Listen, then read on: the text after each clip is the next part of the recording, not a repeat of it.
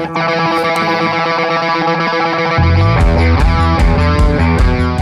Whiskey Bros, your source for whiskey, wine, and everything fine. Gin Rob. That was Gin Rob? Yeah, that's awesome.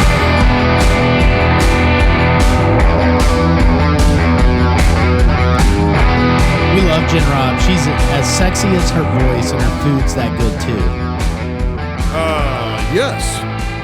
You know, her business is Kennepella's Kitchen. Kennepella's Kitchen, look them up. We eat a lot of stuff from there. Man, I have an easy time like supporting her and her operation as well because her stuff is just so healthy. Yeah, it really is. And it tastes good. Yeah. So we'll continue to It's like we support could all go on a 30-day binge of Kennepella's. We would be healthier for it. Well, you know, as a single man before I got married and had kids, I was just like the lone single serving. Now I've discovered like the brilliance of the family package. Oh, that she yeah. puts together. So And you can live on a family pack for like 2 to 3 days. I mean, I love leftovers. So yeah. All right. Digressing from that, welcome back to the show. Whiskey Bros around the table. On this nice, cold, frigid day we have going on. Oh my gosh, it's stupid out there. But on this one, we've got our special guest, Eddie Allen, a city councilman from Decatur. And hopefully we can say that right. It's city councilman. It's not city council person, is it these days? I think I'm a city council man. Okay. I struggle with that at times. I've been at the firehouse and I say fireman, and then I'm looking around and I was like, yeah. And they're like firefighter. And I was like, okay, thank you. Hey, I'm all in support of fire women. Well, you know, we strive to be politically correct here at this show. And it may be a council person. I mean, do we? I think you're a council person is the way it's actually because our council's about 50-50. Yeah. We have 3 women, 3 men on the council. And well, then I would just call them councilwoman. Yeah. Council lady. They may do now we've got to have a council lady on to see if they would appreciate that. Well, I don't know. Do you change like the whole vernacular to account for that? Or is it just a councilman? I don't know. We'll ask our guest next week Yeah. and see what she thinks. She might have some input. But hey, welcome to the show, Eddie. Thanks for being here. Hey, thanks for having me. We've been looking forward to this one for a while. Just Man, no joke. Yeah, get the ball rolling. I see some things here with spots. Some white boxes. Oh, yeah, spots. yeah. Yes. When Heath gave me a call, and I'm a procrastinator, and this is my wife. She calls me and she sends me a picture, and she goes, "What do you think?" And I was like, "This is a brilliant idea." Yeah. And this is the greatness of the internet and Facebook. Okay. And finding things. Oh man, I'm excited. And being able to get things done that, you know, years ago, it like this takes 6 months to get done. Oh, What? Check that out. Holy crap. Yeah, there you go. In Look front at of that. the camera. Wow. Holy cow. Thank y'all. Hey, you're welcome. That's awesome. Man, okay.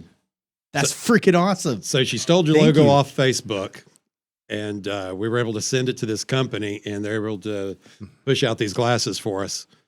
Man. That's pretty special, man. I'm starting to feel like a celebrity. And I know, like that's not our goal. we live in a special world and we love our guests. So Yeah, we really do. This is about you, not us. But thank you. Well, you're welcome. It's kind of like you were asking. It's like, did you listen to the last 3 podcasts? And I was like, yeah, I listened to every bit of it. And I was telling Heath, I said, I think JD's to me was very educational. Yeah. yeah. Of a lot of what is really in the legal side of it and the constitutional side of it. Right. And then Kevin's kind of on the flip side was like, wow, I didn't know we did that. Yeah, no joke. I didn't know about all the dams that had to be maintained in the county, and I didn't know about this. And A lot of water coming through here that people don't think about. But that's the purpose, right? Like you shouldn't have to think about it. You have people put in place that are, not jerks that are taking care of business. So you don't have to think about it. So you don't have to worry about, will my family get washed away by a flood if it rains too much? Yeah, am I going to be able to make it to work because the roads are kept up? Yes. Ooh, we are going to talk about some roads, some infrastructure. The non-sexy stuff of being an elected official. But I would say like I've learned that there's so much we take for granted. Oh, definitely. Right? With JD Clark, with Kevin, with Stuckey. So, if anything, there's a resounding theme to this segment. And that people, that kind of go unnoticed. Nobody we've had on so far has been really braggadocious. It's been right. very, You very. just said humble. braggadocious. Yeah. Well, and I'll brag for them. JD does more than he has to. Right. I mean, Yeah. he's on a lot more committees. He spends a lot more time at doing things for our county than most people would ever imagine. Mhm. And if you go talk to leaders of other counties, they will tell you what a star JD is. Yeah. And how we're lucky to have him. Yeah. And then I think Kevin's that guy that he's just the constant that we always know is going to be there. Yeah. And it's kind of funny that, listening to Lynn, he's like, everybody's like, well, you got to talk to Kevin. Kevin will introduce you to everybody. And he's that guy that, he's been there for 21 years and he's going to be there and he's going to get things taken care of. And he's that guy that does more than he has to. Right. Yeah. And then of all those guys, whenever I reflect on like the two positions that I would like shudder in my pants as far as like running for, it's got to be city council or school board. Yeah. Right. Yeah. And so you're our first like, guy that stuck it out with city council. Yeah. You're not an elected official flying solo. You are a part of a body of something, a board, or a council. Well, and I'm also pretty much the only out of the previous ones, the only unpaid or very little valid. paid. Okay, very valid. Little paid. Yeah. Because the way I set mine up is everything is just I get a zero. Yeah.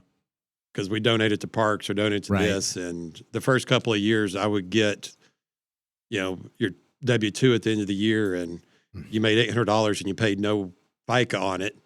And as you're typing it into your taxes, you're like, well, there's $400 I owe for a check that I never noticed that I got. So you literally have to give it away so you don't get charged for getting that money. Yes. Yeah. It's kind of nuts. It's one of those that you're like, I don't want to check. Yeah.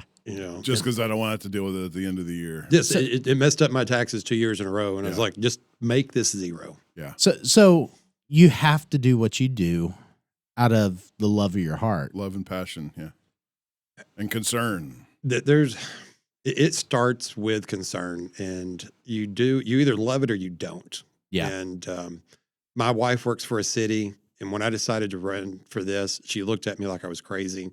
Because she deals with it Monday through Friday, 40 hours a week. Yeah. Yeah. And she was like, I don't want you to bring this home because I know how you are. You're going to bring it home every night. And you can put as much or as little into this as you want. You can show up every other, 2 Mondays a month, spend 30 minutes to 2 hours, walk out, say yay or nay, and never see it again. Or you can spend 10 to 15 hours a week on it. And it just depends on who you want to be. And, I'm probably somewhere in the middle. There's some weeks that we spend 20 hours on it. Then there's some weeks that you don't even see it. You show up and it's a simple week. But because you got to do your homework. There's a lot of these things. There's a lot of homework to do. And you get packets luckily we now get packets on Wednesday. We used to get them on Friday, and then we'd have council on Monday. You had 48 hours. Yeah, and one of those is your family day and this, so it's hard to get out and go, I need to drive around town and look at this lot and look at this house. And now we get them on Wednesday, and a lot of that's to our new city manager, Nate Mara. And it makes life a lot easier because we can then touch back and go, what is this? Yeah. Why is this here? Or if I ask for something to be on the agenda and you're like, that's not what I asked for.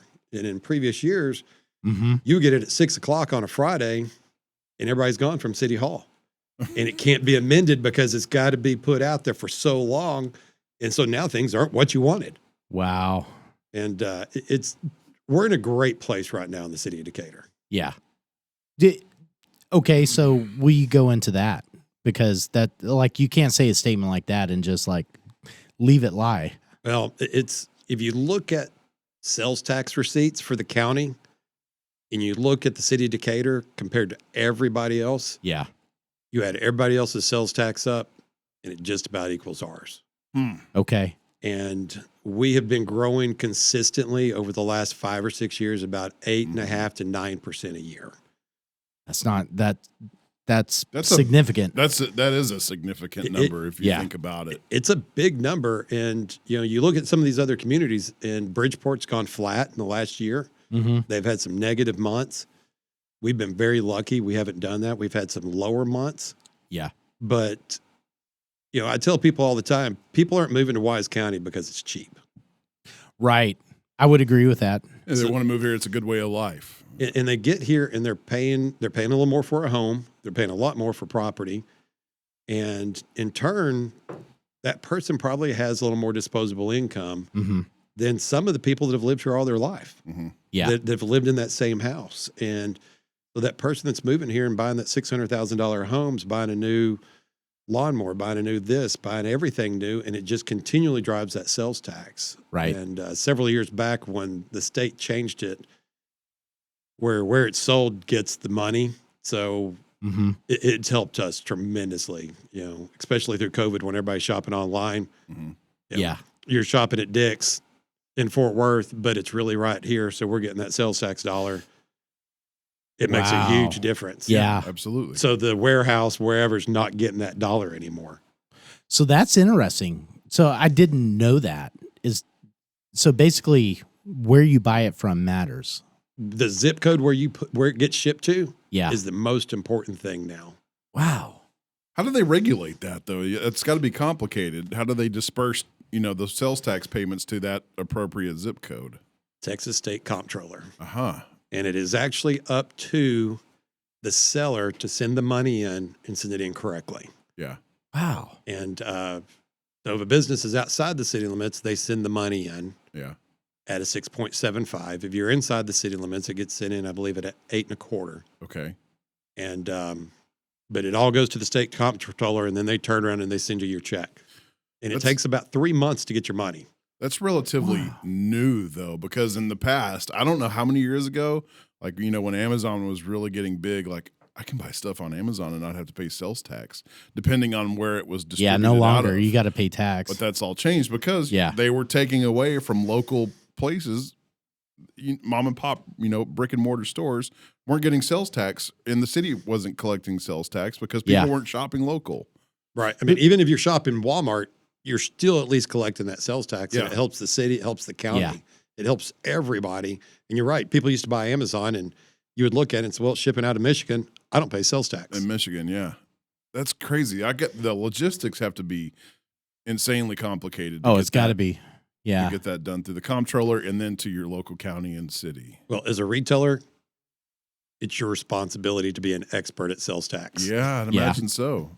So you, okay, this is a good place to back it up a little bit and talk about your history and your background and roll into the city council role. But tell us a little bit about yourself coming up and what you do for a paycheck. Well, I've always lived in a small town. I grew up in Bowie. Okay. I met my wife in high school there. My son always says, not everybody meets their soulmate in their high school, hallways. And I started dating her when I was a junior in high school, and we got married when I was 23 years old, and we just had our 30-year anniversary. Nice. And Congratulations. blessed to have an incredible woman in my life.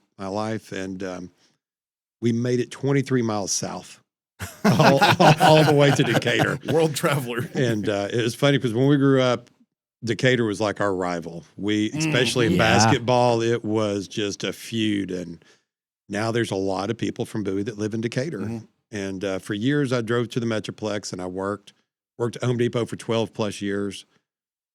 Previous to that, I had a lawn care company, and Chris Fernahue worked for me Mhm. at that point in time. And he had started his own. And he came to me one day and he's like, "You want to sell?" And I was like, Never thought of it. I was like, "I think that'd be a good idea." Yeah. And I went to work so I sold my company to him, and I went to work for Home Depot. It's just something to do. Yeah. And I started working in garden because that's what I knew. And 3 months later, I was a garden department head. And 6 months later, I was an assistant manager. 2 years later, I'm running my own store. And I worked there for 12 years and loved a lot of it. And it afforded me more than I could ever think. Yeah. But that at one point in time, you don't realize that you're done until certain things happen. And Chris called me one day and he goes, I know you hate your job. Wow. And I was like, yeah.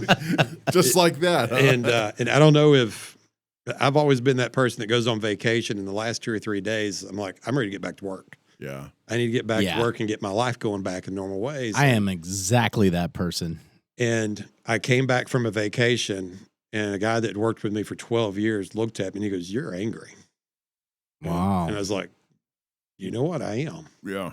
I don't want to What do be you mean here. I'm angry? It's like Yeah. you didn't really even see it in yourself. You're just going with the grind. Yes. And, Right? and being a manager at Home Depot, you work 70 to 80 hours a week. Yeah. That's way too much, by the way. That's insane. Yeah. It was, Mondays were from 4:00 in the morning to 8:00 at night, every Monday. And And then you have the Mondays on Sunday, yes, just anticipating the Monday. it got to the point that, you scheduled yourself a 12-hour day, 5 work days. You Yeah. never worked 12. You always worked 5.5 or 6. Yeah. And at one point I decided I was working 5, and one of my bosses looked at me and was like, "So are you not dedicated anymore?" And I was like, "I worked 72 hours last week. I feel pretty dedicated." Yeah. What do you want from me? And Chris and I started talking, and he's like, my wife gone to work for the city of Weatherford, and it was kind of a life-changing financial that when she went over there. And she was like, "You know what? I can be the one that makes the big. You can make them okay." And Chris had talked to me, and I called him. He's like, "I can't pay you half of what you make, but you'll be home every night with Diana and Clark, and you'll be happy." And I was talking to him about it, and I talked to my wife, and I walked into my store, and that guy that had told me that I was angry, he's like, "Eddie, you look happy." And I was like, dang. "Oh my gosh." This guy is very. It's like this could be out of a movie. This Like, guy's I very just- involved with you, though. Well, I had worked with him for 12 plus years. Okay. And I was like, "Oh my it's like, goodness." there's your sign. And I did. And that Friday, my wife wrote me a beautiful resignation letter.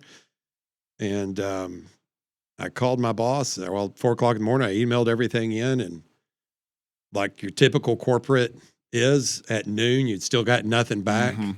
And my loss prevention manager came up to me and he goes, "So were you not going to tell me?" And I was like, "Tell you what? Nobody knows anything." He's like, "Oh, no. They called me and said you're put in your 2 weeks." Oh, dang. And I'm like, "Wow, so and they can't call me." So I called my wife back and I said, "I need you to revise it to immediate."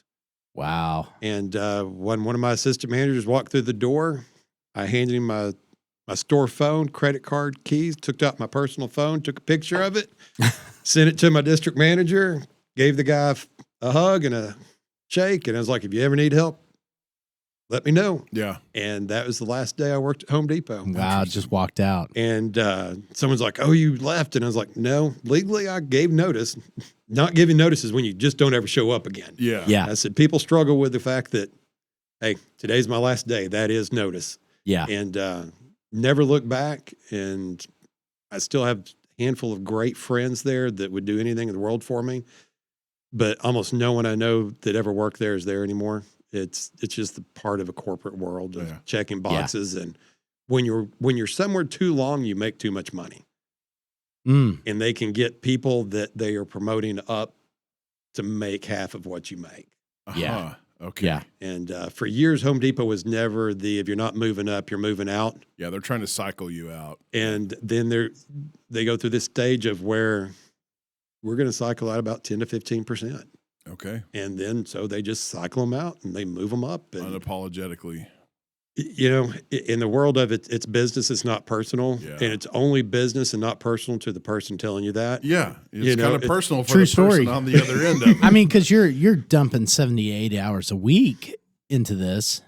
And I never knew how unhappy I was. And I came home that day and it was like the weight of the world came off my shoulders. Yeah. Mm. Wow. And I never knew, and like I said, I didn't know how unhappy I was. Right. And Chris had TLC Outdoor Power at that point in time. And I went to work for him and I went in and I was like, "Oh my gosh, what are we doing?"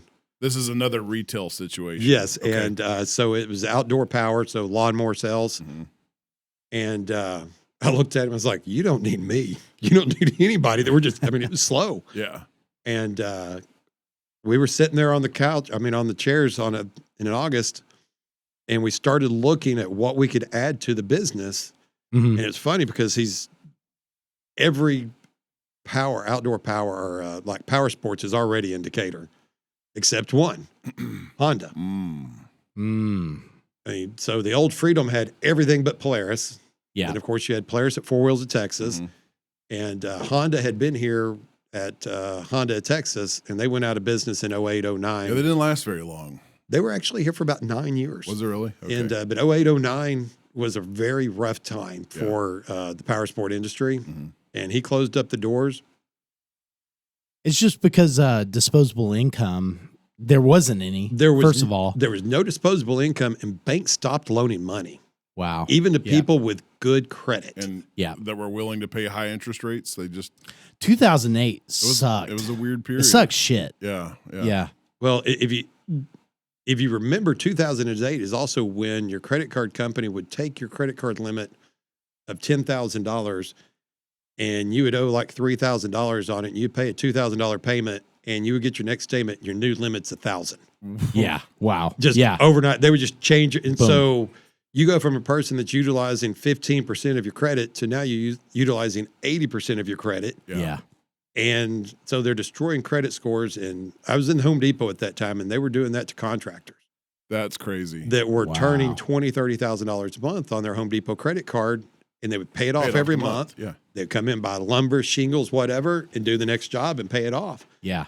And they would pay it off, and then they would come back and they would swipe it, and it would decline. And you would call and they go, "Oh, it's got a $5,000 limit." You're like, "I can't buy anything with $5,000." And so it was just a really weird time. But so Chris and I are sitting there, and we're like, "What can we add to this?" Because you got to do something. Yeah. And the only power sports that was available was Honda. And when we Googled Honda and went online, and there's actually a little button that says "Become a Dealer," there was one open spot in the state of Texas. Decatur, Texas. Wow. Like they were just Seriously? waiting. Yes, and Seriously. he and his wife Micah started filling out all the paperwork, and it took about a year. But at the exact same time we were trying to get it, the old Freedom was trying to get Honda, Mm-hmm. and the KTM shop was trying to get Honda. And they came out and they interviewed Chris and his wife to see how their marriage was, because they said this will cause a divorce quicker than anything. This is like Honda corporate. Wow. Yes, Honda corporate. Ooh. And they would come out and they would tell us, it's like, "Well, you've got to do this. If you're going to get the dealership, you'll have to have an asphalt or a parking lot or a concrete parking lot." And like 4 days later, Chris would send them a picture of the parking lot asphalted. Okay. And they're like, "You don't have it yet." And he's like, "Well, I've got a big building. I'm going to need to put Honda in here. We're going to do something. We got to make money." And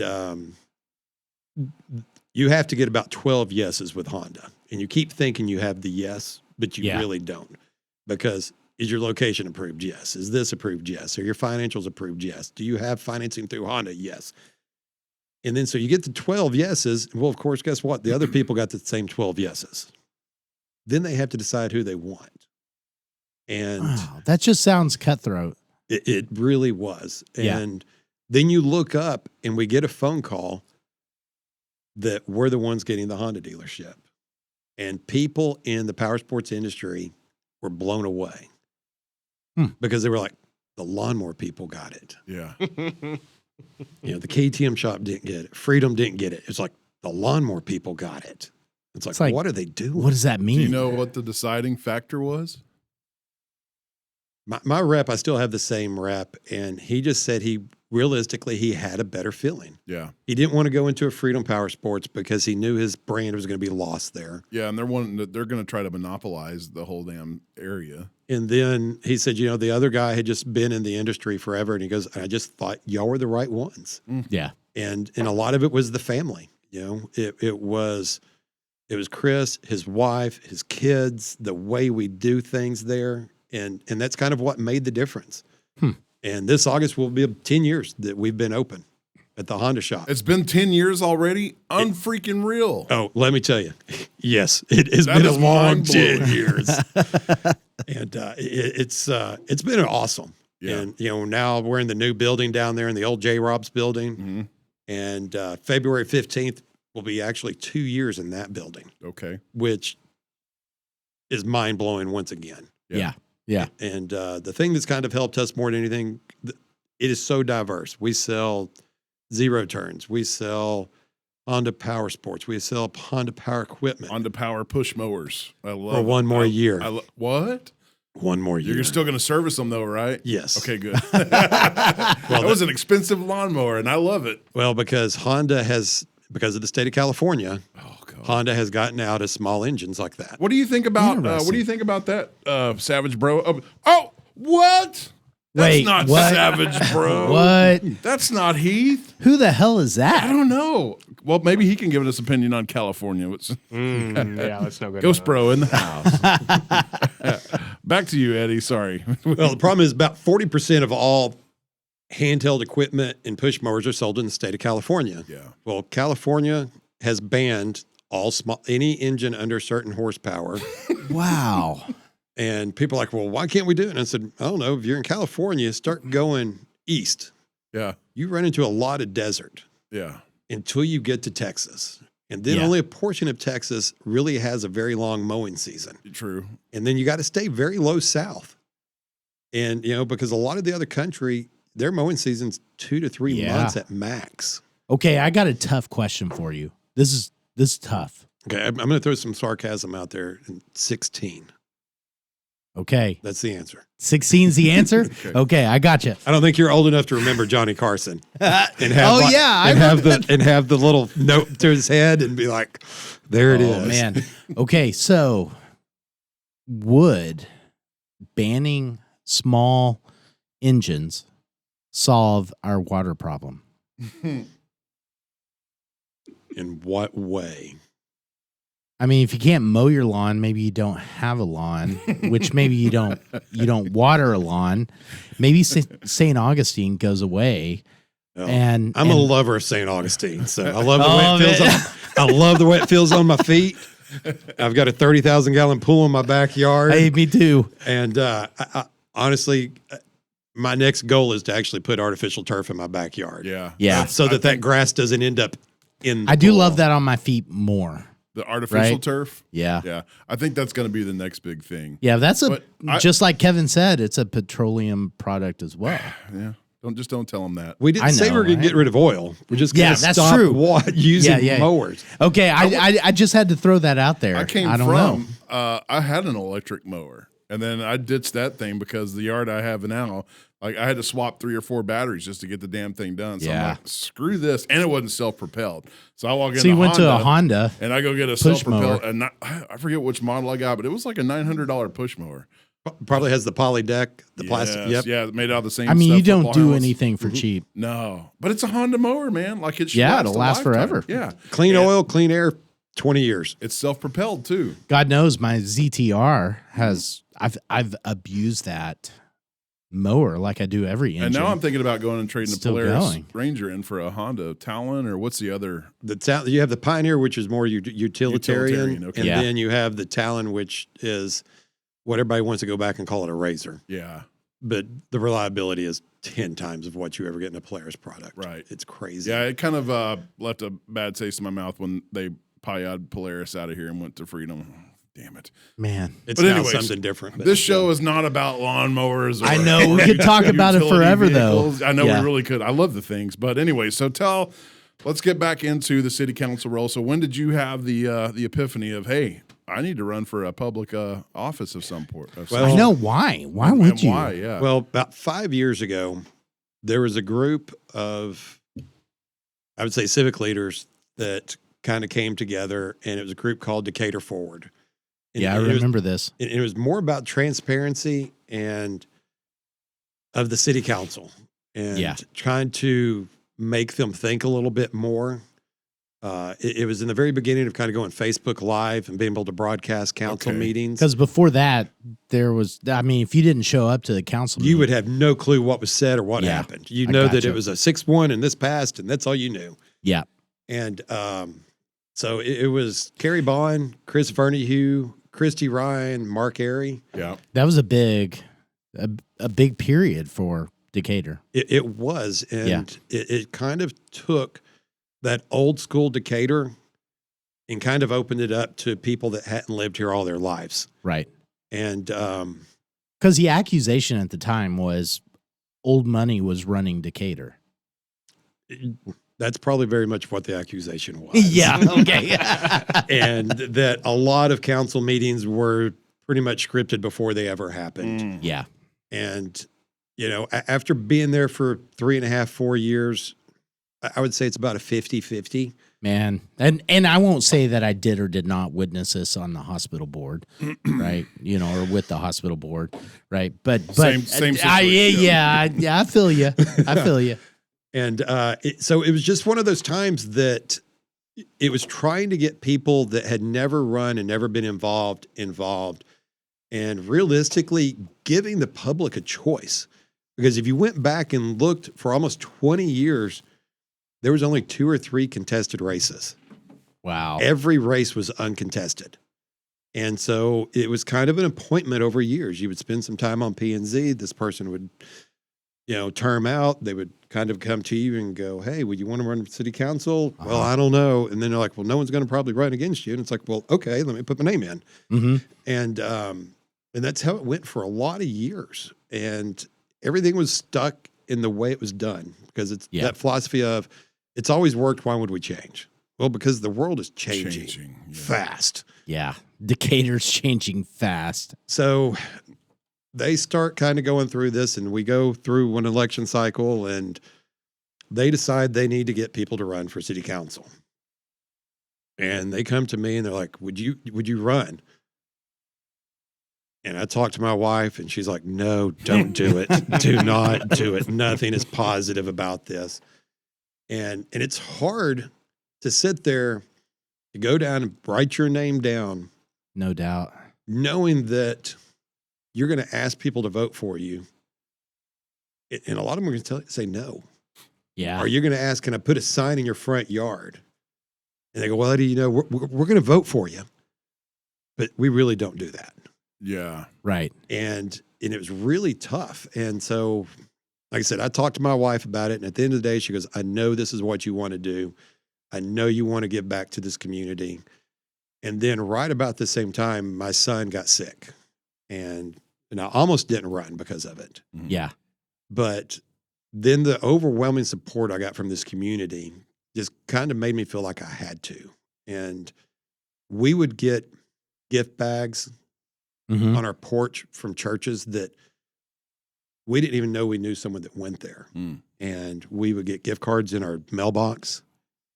Wow. And you get this support that you know you can never give back financially what's been given to you. Yeah. So you know you can give back your time. Mm-hmm. Yeah. And that's when I decided, all right, we're going to do this. And I think actually next Wednesday's the day I actually have to put my name back in the hat. Because luckily we have a 2-year turnaround. So it's kind of like Dr. Stuckey. Yeah. Every time you get elected, you turn around and you go, okay, I've got to run again in like 2 years. This is crazy. So it's a 2-year term. Yes, 2-year term. And in Decatur, you have an 8-year max. So Okay. we actually have term limits. So I started going through this, went down, filled out my name, shaking on there, putting, it's like, what am I doing? Had great support.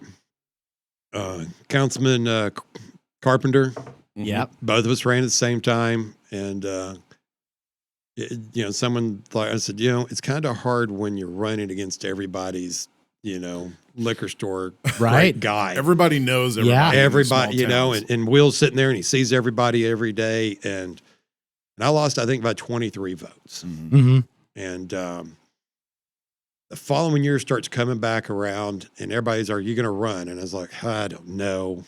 And I said, well, if I do, the positive is I can run in place 5. And it's an open seat, so it's at large, so everybody in the city can vote for me. It's not just against Will. And it's not against Will. Yeah. And at the time, nobody else's name was put in it. Somebody actually did put their name in. And we were interviewed. Love you, Will. I love Will. Yeah. Will, I'm going to tell you, Will is one of the most sincere people I've ever been around. Yeah. And you don't always get it from him at first because you think there's more humor than there is.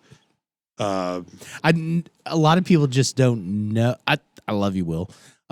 Just don't know how to take. Two-time guest of the Take show, him. Will Yes, Carpenter. Yes. Well, Yeah. kind of going in a different direction. Will has prayed with me and my family on 2 separate times. Yeah. And my son hasn't always been comfortable with that.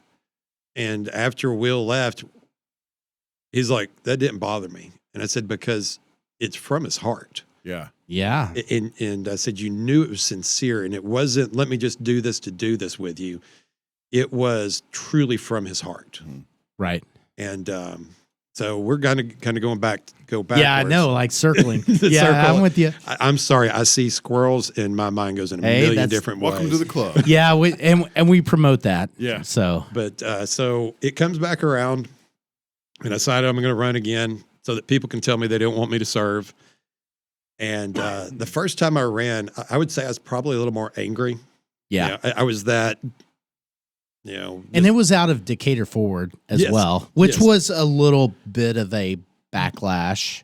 it was a little more aggressive. Yeah. And with my son's illness, it really changed my life and Yeah. my outlook on life in general about what is and what isn't important. Right. And so the second time I ran, it was really more about, this is what we want to do. And I think it was a lot more even keeled. Mm-hmm. And I went out and, like I said, I was interviewed with the Wise and Denton regional realtors. And they came to me and they said, we gave you $2,000 last time and you lost. Yeah. Why would we give you money again this time? And I said, well, I lost by like 23 votes. So that's like 11 houses. Mm-hmm. Realistically, it's 6. If I could have flipped 6, I could have won. Yeah. If I'd got 12 votes, half of them, I was the winner. Mm-hmm. Mhm. Look, JK's won by 1 vote. Did he really? Yes, 1 vote. One Wow. vote. And if you want to know something really funny, there was a mail-in vote that got mailed in late. What? And that was the vote that did it? We don't know if it was for him or who, but there Oh, was man. 1 vote sitting out there that Man. came in late that had a bad mail-in date. But See, you're dealing with local margins too, which is Yes. has to just be like knuckle, like busting. it's tight. It Yeah. is really, really, because you look up at it and it's kind of mentally, you go, if I can get to 120 votes, I'm the winner. Mm-hmm. yeah, Because for years, you would go look at these elections and there'd be like 80 people show up. wow, We have 1,800 registered voters in the city of Decatur, and 80 people would show up to vote. Under 100. That's insane. And Yeah. the year that Decatur Forward pushed this out, they had almost 1,000 people show up to vote that year. yeah, I believe it.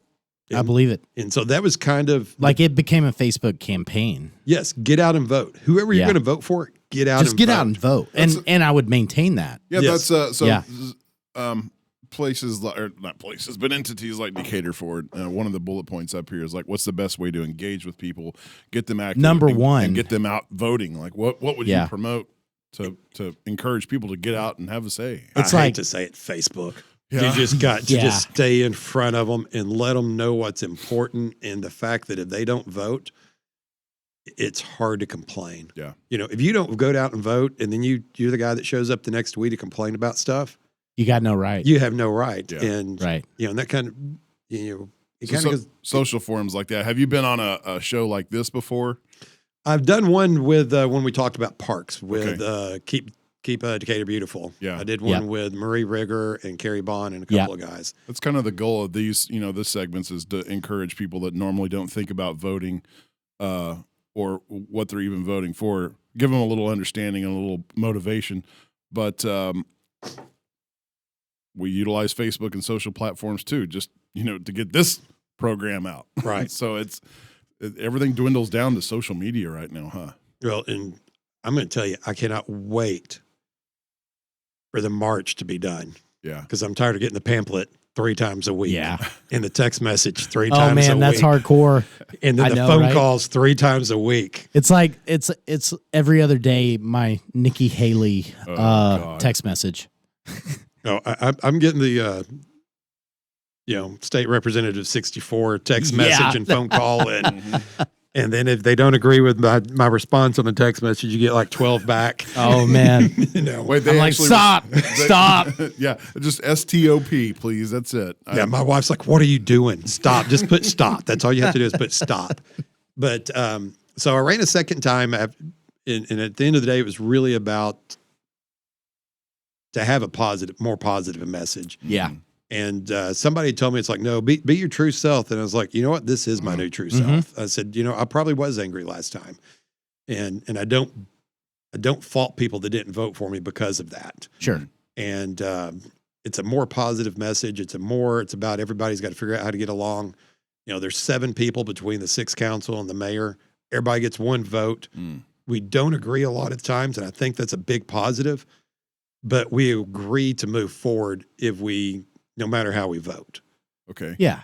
That's another bullet point up here is like, how do individual opinions sway objectives and overall goals with city council? Because you're a body coming together with multiple people and multiple ideas. And believe me, everybody has their own ideas and opinions. Sure. Yeah. and opinions. And I think we're really lucky right now on our council is because we know we have a lot going forward and we need to stay in a positive way. Yeah. And It's like a massive opportunity for Decatur right now. it's a huge opportunity Yeah. and to keep moving forward and not ever tripping up over something that doesn't make sense. And out of the 7 of us, there is no individual person that has an agenda. Like you find a way to keep the petty stuff aside. We do. Yeah. And I'm not going to call out any other boards in our county or that are close to us.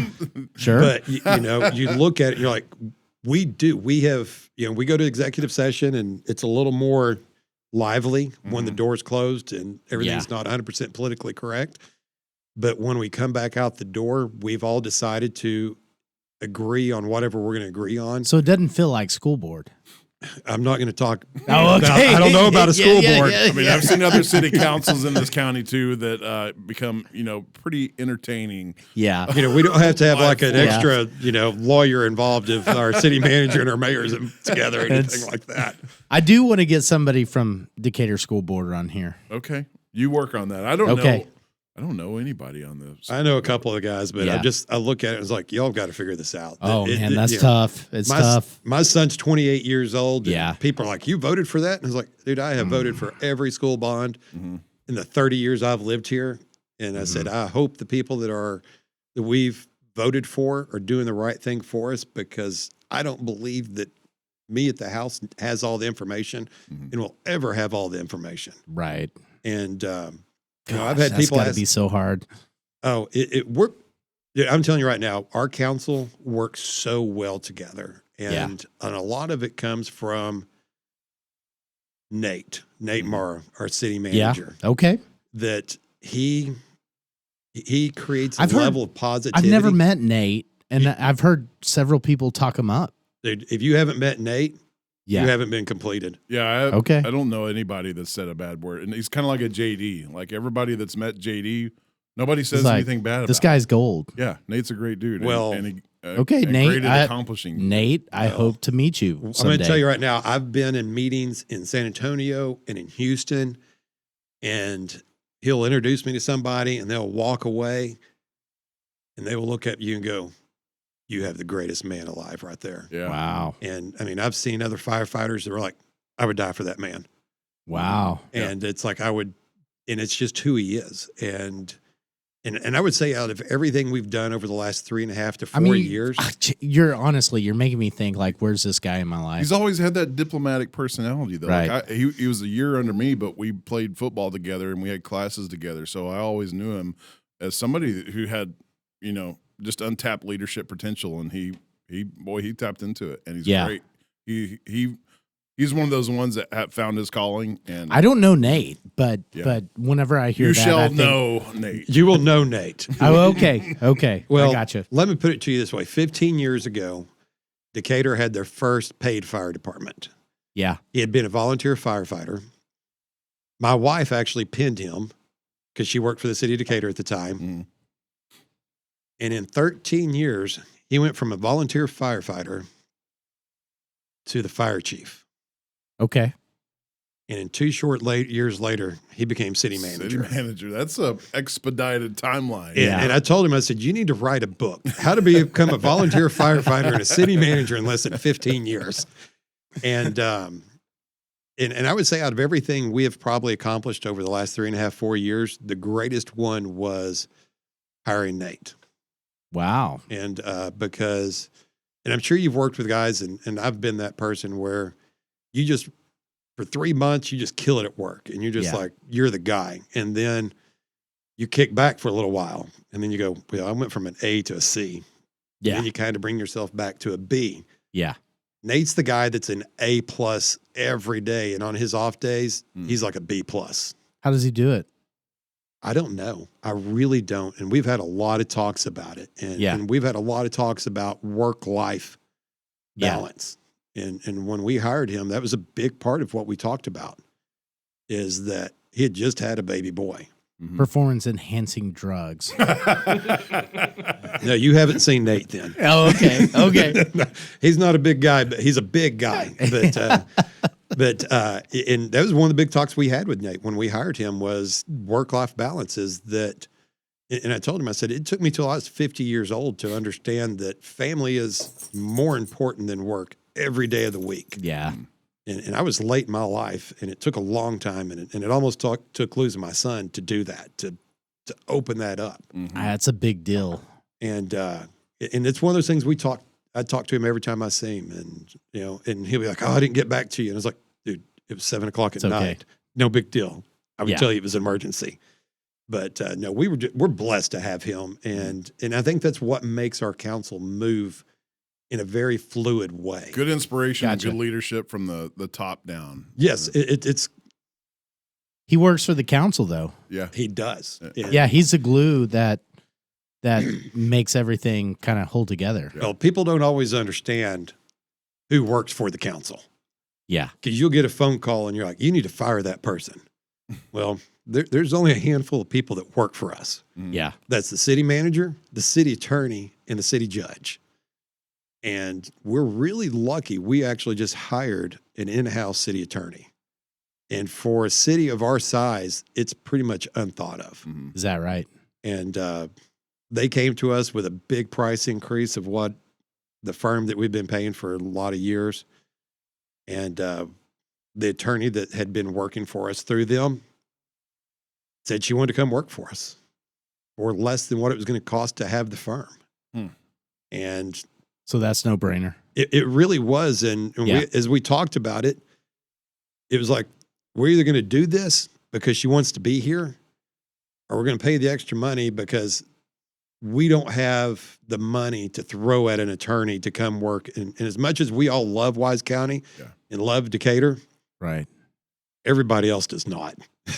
Really? Yeah, when they're like, oh, I live in Fort Worth and I have to drive to Decatur to go work, they get out here and guess what? We don't have a lot of retail. We don't have a lot of places to eat. You're like, where am I going to go over my lunch break? Yes. You can only go to, the barbecue place so many times. You can only, hit them up before you have to, people in Bowie think we have everything.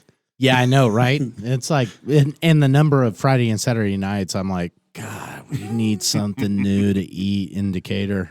Oh, it's very hard. And not that Roosters doesn't do a good job. I mean, they do. Yeah, but you also don't want to become a sea of chain restaurants either. Like you want to encourage the mom and pop type stuff to come in, the unique, one offs that you're not going to find anywhere else. But you can only eat turkey at Roosters so many times. Well, then eat beef.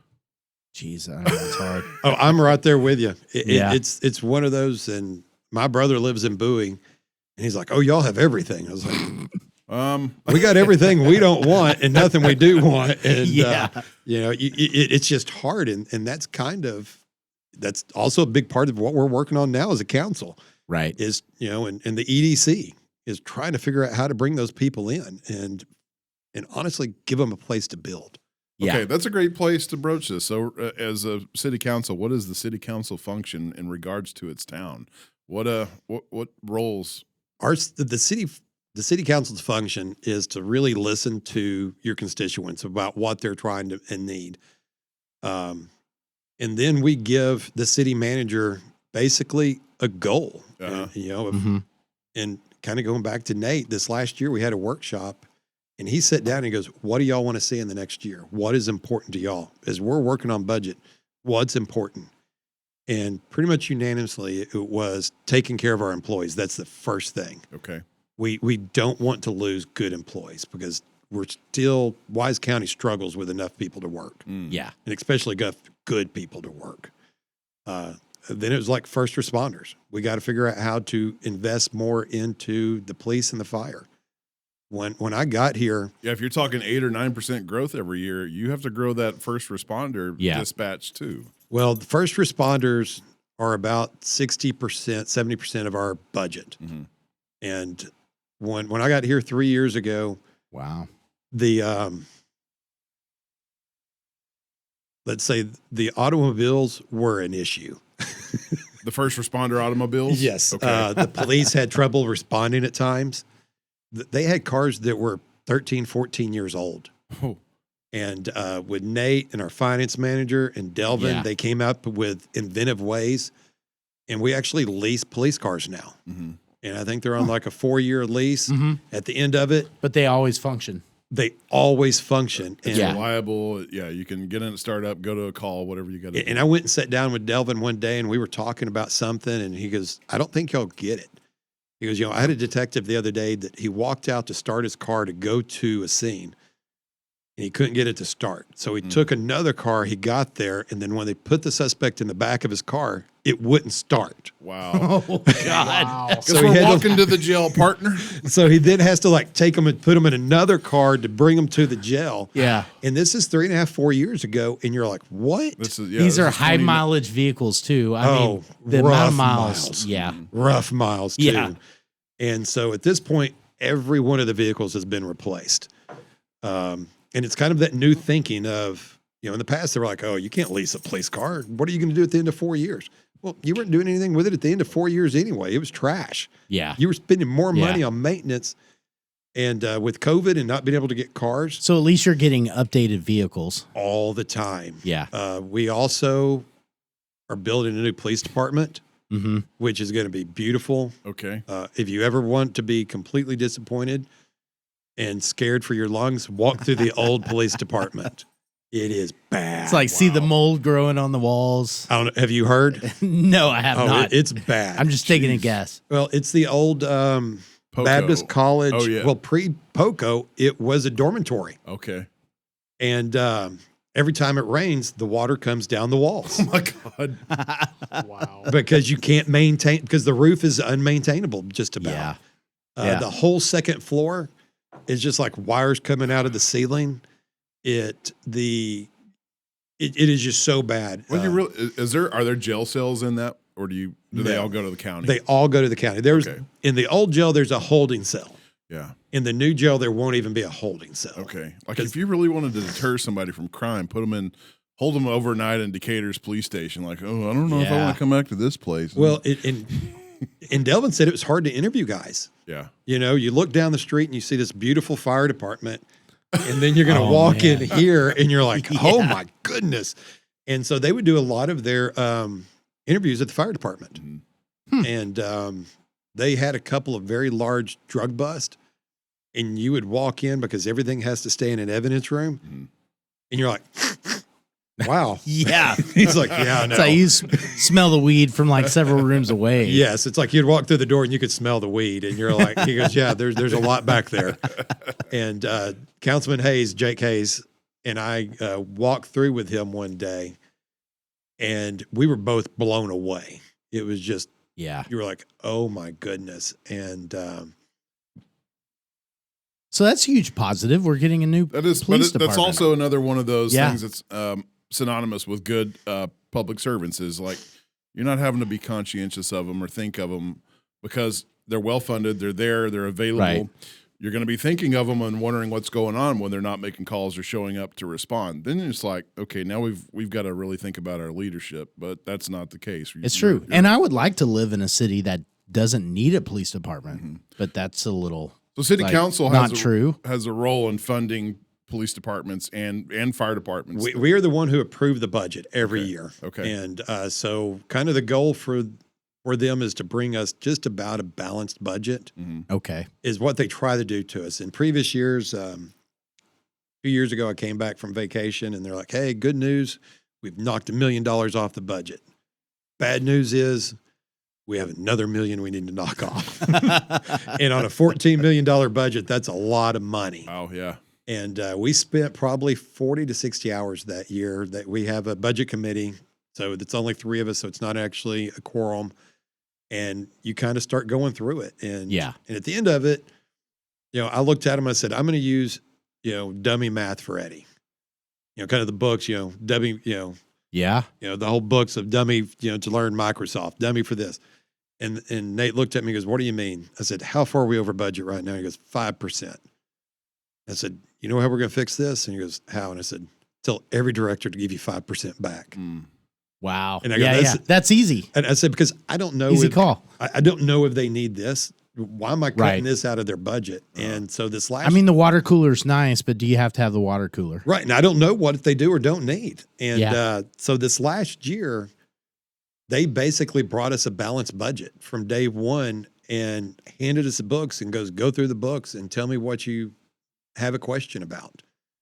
And it took about 60 hours and a lot of time and extra meetings and just making, and I'm going to put it simple, making the directors come in and beg for money. Yeah. And it made it a lot more simple. And wow, that's You're able to crazy. meet your budget So then. whenever it comes down to it, you're not just like deciding, oh, how I feel about this policy or this policy, but it's down to money. we're deciding on the rates, Yeah. the pay increase they're getting every year. We're deciding on, do we have money for new cars? Do we have money for this? Do we have money for parks? Do we have money for a new mower? So the city functions on money. Amazingly, yes. And as you get into it and you're there a lot longer, I told Chris Fernahue this one day, and he looked at me like I was crazy until he listened to it again. I said, you don't know what you don't know until you know it. Wow, that's a big. It's one of those things. That's a don't figure big out saying, when right? you get older too, you're a little more conscious of that fact. And he looked at me like I was stupid. And then he listened and he's like, I said, I never knew, but back when Sam Renshaw was the city manager, they borrowed money from the bank once a month to make payroll. Wow. And they would pay it back when they would get their water bills in. Holy crap. It's a hell of a loop. Yes. And they did that for years. And kind of that very first time I went to run for council, it was this, why are y'all doing this half-ass? And why are you doing it this? And just do it right the first time. Well, when you get in that room and you look at it and this new street's really important and to do it right, it's going to cost $1 million. But realistically, we only have $300,000 right now. Do we spend $300,000 and resurface the road? Or do we wait for 2 years till you have $1 million? Well, you know what? You're going to spend $300,000. Yeah. And there's lots of times where you're like, why are y'all doing things this way? Well, because you can either do it this way or not do it at all. Yeah, it's not going to get done if you don't. And there's no true savings account at a city. Everybody's like, well, just save up. Well, there is no saving. It's designed to get utilized and spent. Otherwise, your taxpayers are going to start getting privy to that and wondering, why are you taxing me so much? If you're just sitting on it, what's going on with that? Yeah. Yeah. And you want to have a cushion. You want to have that 90-day cushion that's always there. But you're right. So if you're not fixing anything and you're not spending anything, and at the end of the year, you had $3 million left over. That's nothing to brag about. Wow. Why'd you tax me that $3 million? And so I'm hearing tax refund from my city. Exactly. And that's kind of the part that people don't always get. So what are the essential principles? I mean, this sounds like a hard question, but I'm really curious. What are the essential principles of governance, right? Is it like, okay, if you get done with the year and you have money left over, you've done a bad job.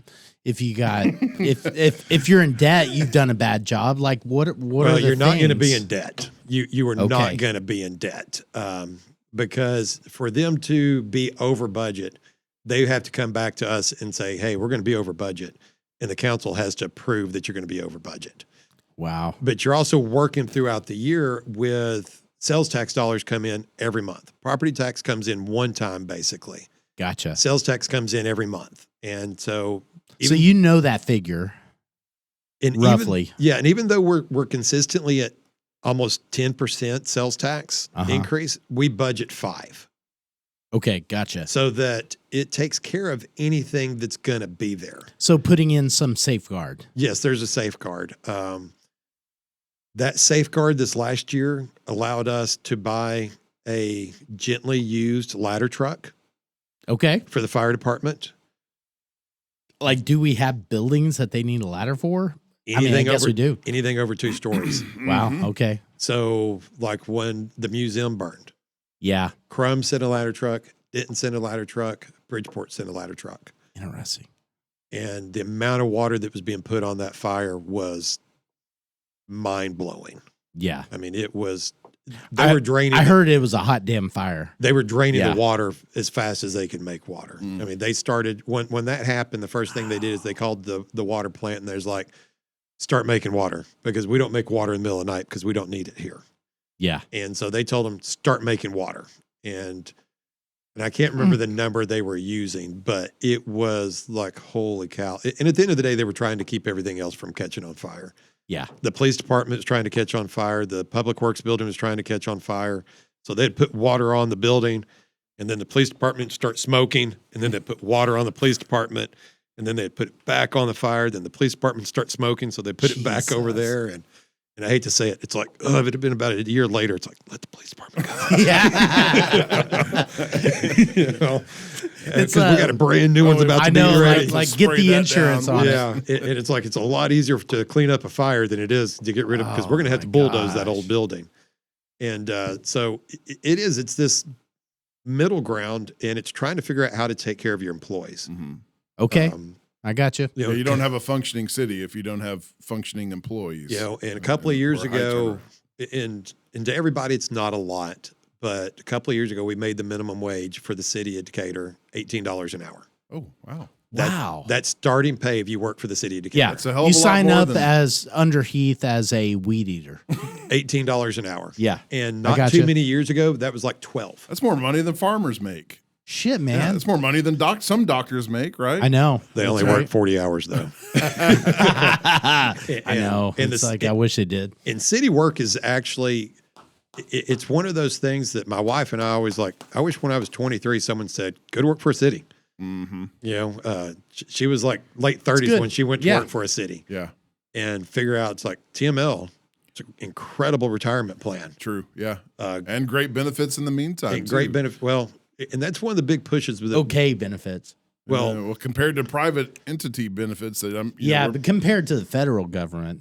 true. Yeah. Okay. Yeah. That's Well, a different story. that's one of the big fights that we have every year is when people's like, you have great benefits.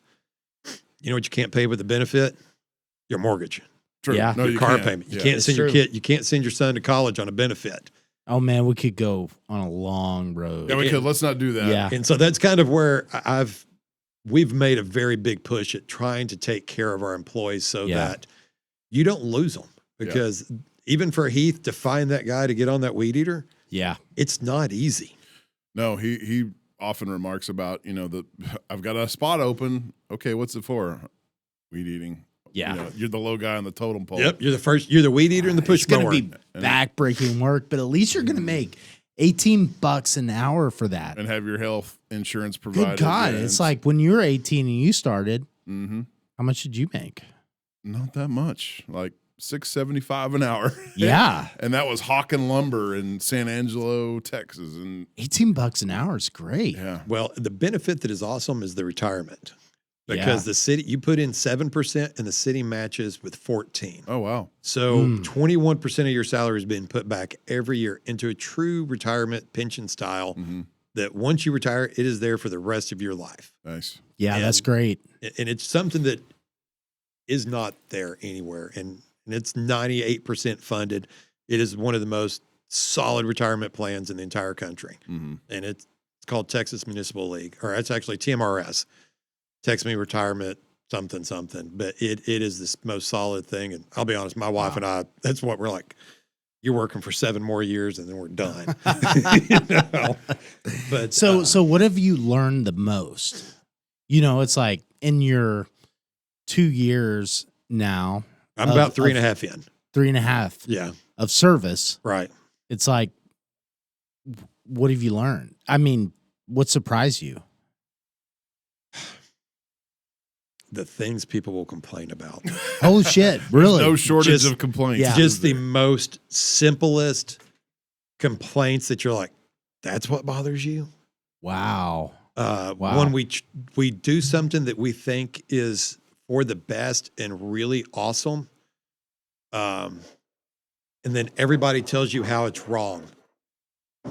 Yeah. You know, and I'm sure Heath talked about it when we were building the new Harmon Park, the park at Harmon Park, and everybody was like, "Oh, it's the old castle," or "You can't get rid of the courthouse."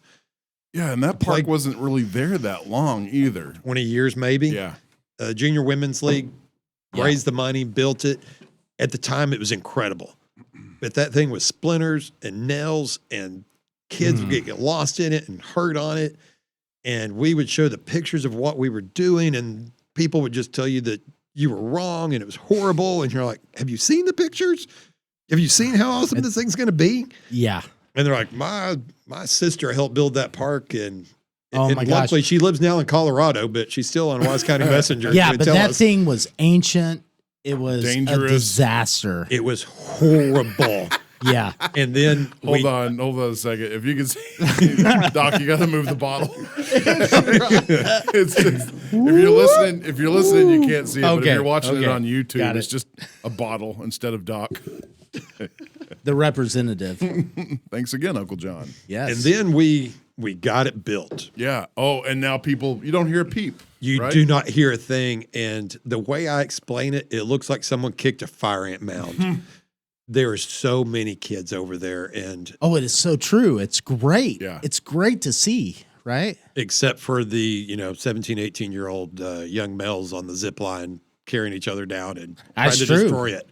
I mean, I will have to say I've been on that zip line. Well, it's broke right now. Oh shit. Yeah, Thanks, Doc. it's going to be. I think it's about $50,000 to fix it. God. Well, the park itself was a little over. It was right about $1 million. Yeah. Yeah. When we passed the last bond that had the police station in it, some other water infrastructures in it, we put about $2.5 million for parks in. And it was the very first time that the Decatur had really put a bond out there for quality of life. Everything's always been infrastructure. Sure. It's like necessary utility. And the old regime was like, you just need to get somebody to donate that. Well, back in the day, you could get somebody to donate 40 acres that was worth $40,000. It's not happening now. Well, But now now 40 acres it's worth is $2.3 million. Jeez. Especially Yes. inside city limits. You know, So you're not going to get that donated. you're not going to get that donated. You're not going to get somebody to Yeah. donate $1 million to build a new park. So you can just put your name on it. Right. XYZ park. Well, it's not going to happen today. So we actually bonded $2.5 million for the parks, and $1 million of it is that.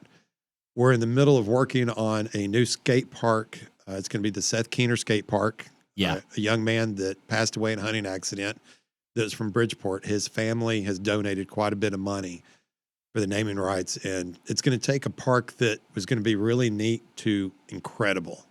Dude. And because like any project, there's a starting base. It doesn't matter. It's kind of like you put a pool in.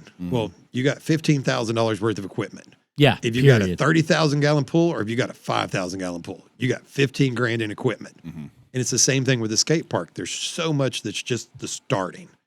Yeah. And with what they were able to donate is going to take it. It's going to be incredible. And we're hoping it'll be finished by late this summer. Where will it be? It is going to be in Harmon Park. Okay. As you look at the park, there's the old skate park to the right. That's Yeah. going away. To the left is a vacant lot, and it's going to be right there. And Nice. the pictures of it are on the Parks Board's website and everywhere.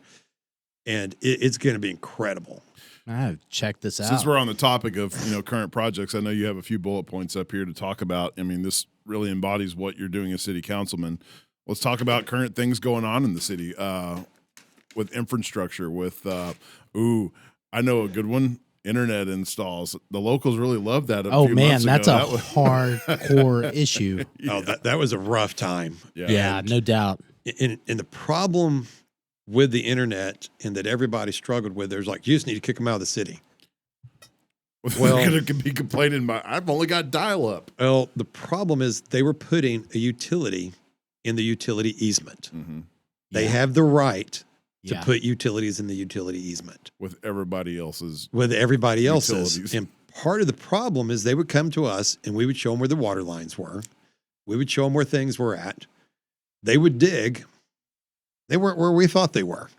Sure. I could not imagine. They in were Decatur. 8 feet over, 10 feet Yeah. over. And so they hit our water line, or we sent them a picture of orange fiber optics going through a sewer line. And they're like, no, that couldn't have been us. Well, I don't know who put orange fiber.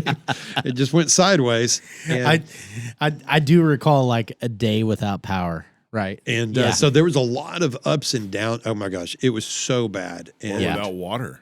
Or with the without day- water. We had a day without water. I think when they hit the main Yeah. over by Lowe's, I drove up on that when that happened, and it was just like, I could go whitewater rafting here. I pulled up shortly after it happened, and about 3 minutes later, I got a text from Nate. And that kind of goes back into the doing things halfway. Mhm. One of the biggest problems we had when that happened is the pressure when it dropped, the old water tower didn't have a valve on it. So it just drains out. So it drained 250,000 gallons of water out of that because it didn't have enough pressure to hold it up there. And you can't shut it off. And you and can't you shut- didn't know to think about it before it happened. Well, when they put that water tower up, they bought it used. How do you Wow. buy a used water tower? I don't know, but they bought it. Poco Graphite was coming into town, and they needed a certain amount of water storage, Okay.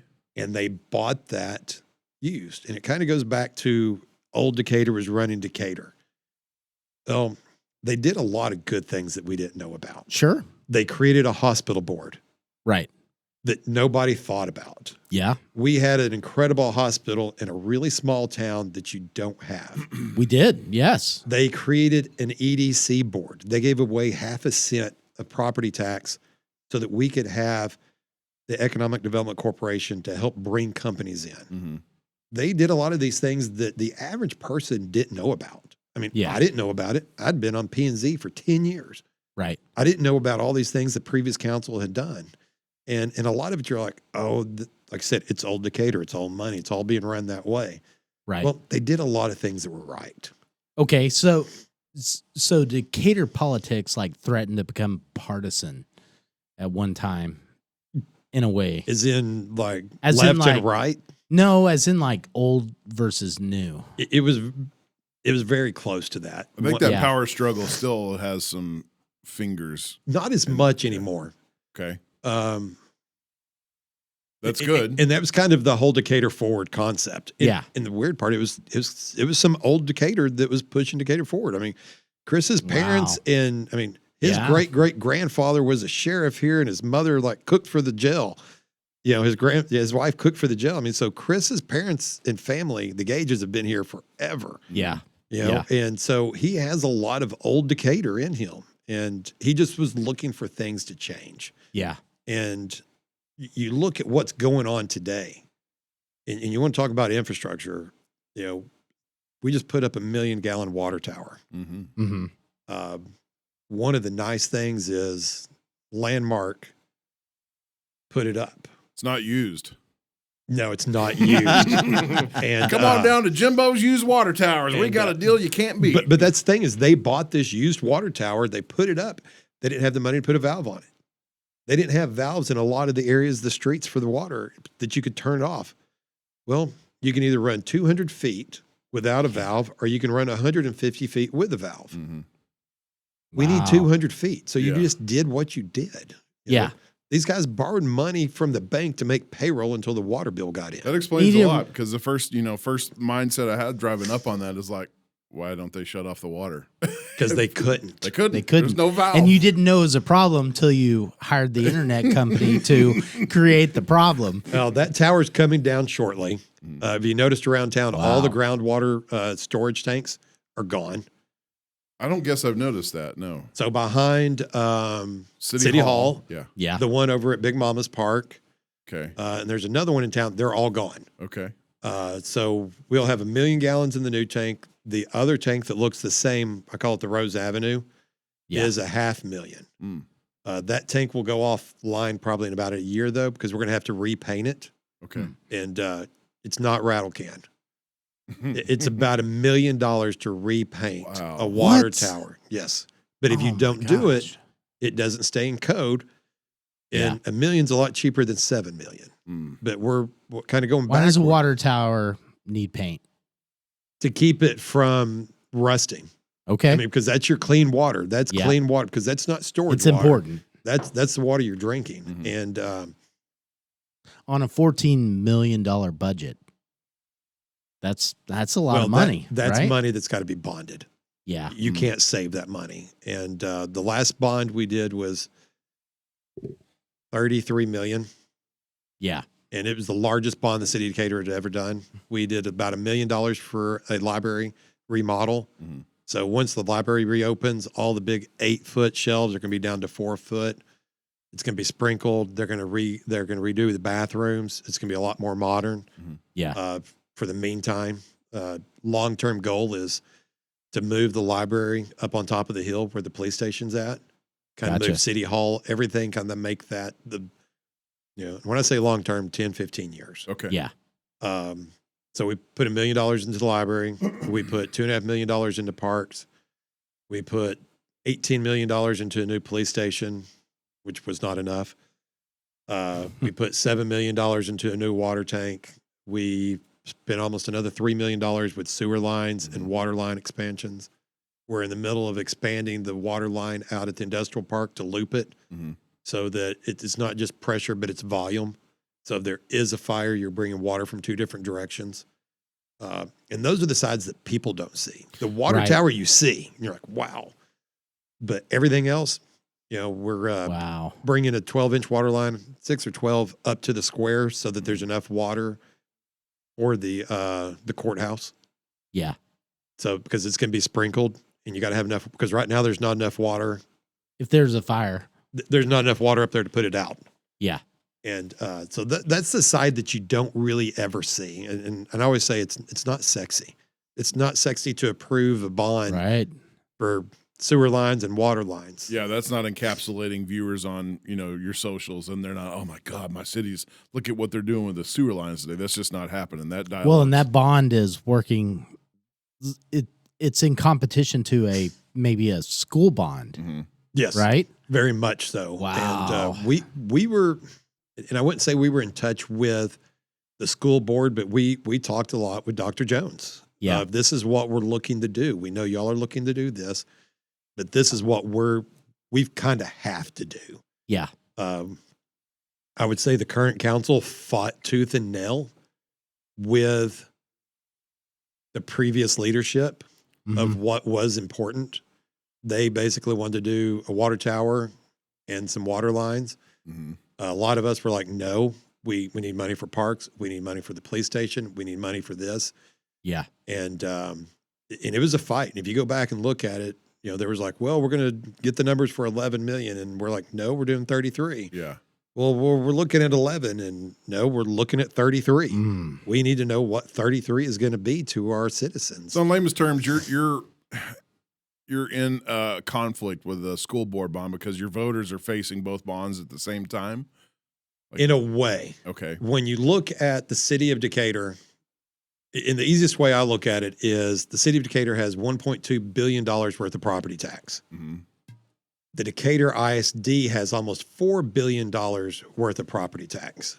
So 2/3 of the people that claim a Decatur address don't live in the city limits. Huh. Okay. So we all pay school taxes, we all pay county taxes, but you only pay city taxes if you're within the city limits. Yeah. So we are in competition with them, but we're not. It's just the people within the city limits that are paying it. Gotcha. And so, wow, it's just like, it's mind boggling. You So- know, the amount of unappreciated work that city Yeah. council members have to get done. Yeah. Yeah, it really is. There's a lot that again, if it's being done right, you're not conscientious of it. You're not seeing it. You're not thinking about it.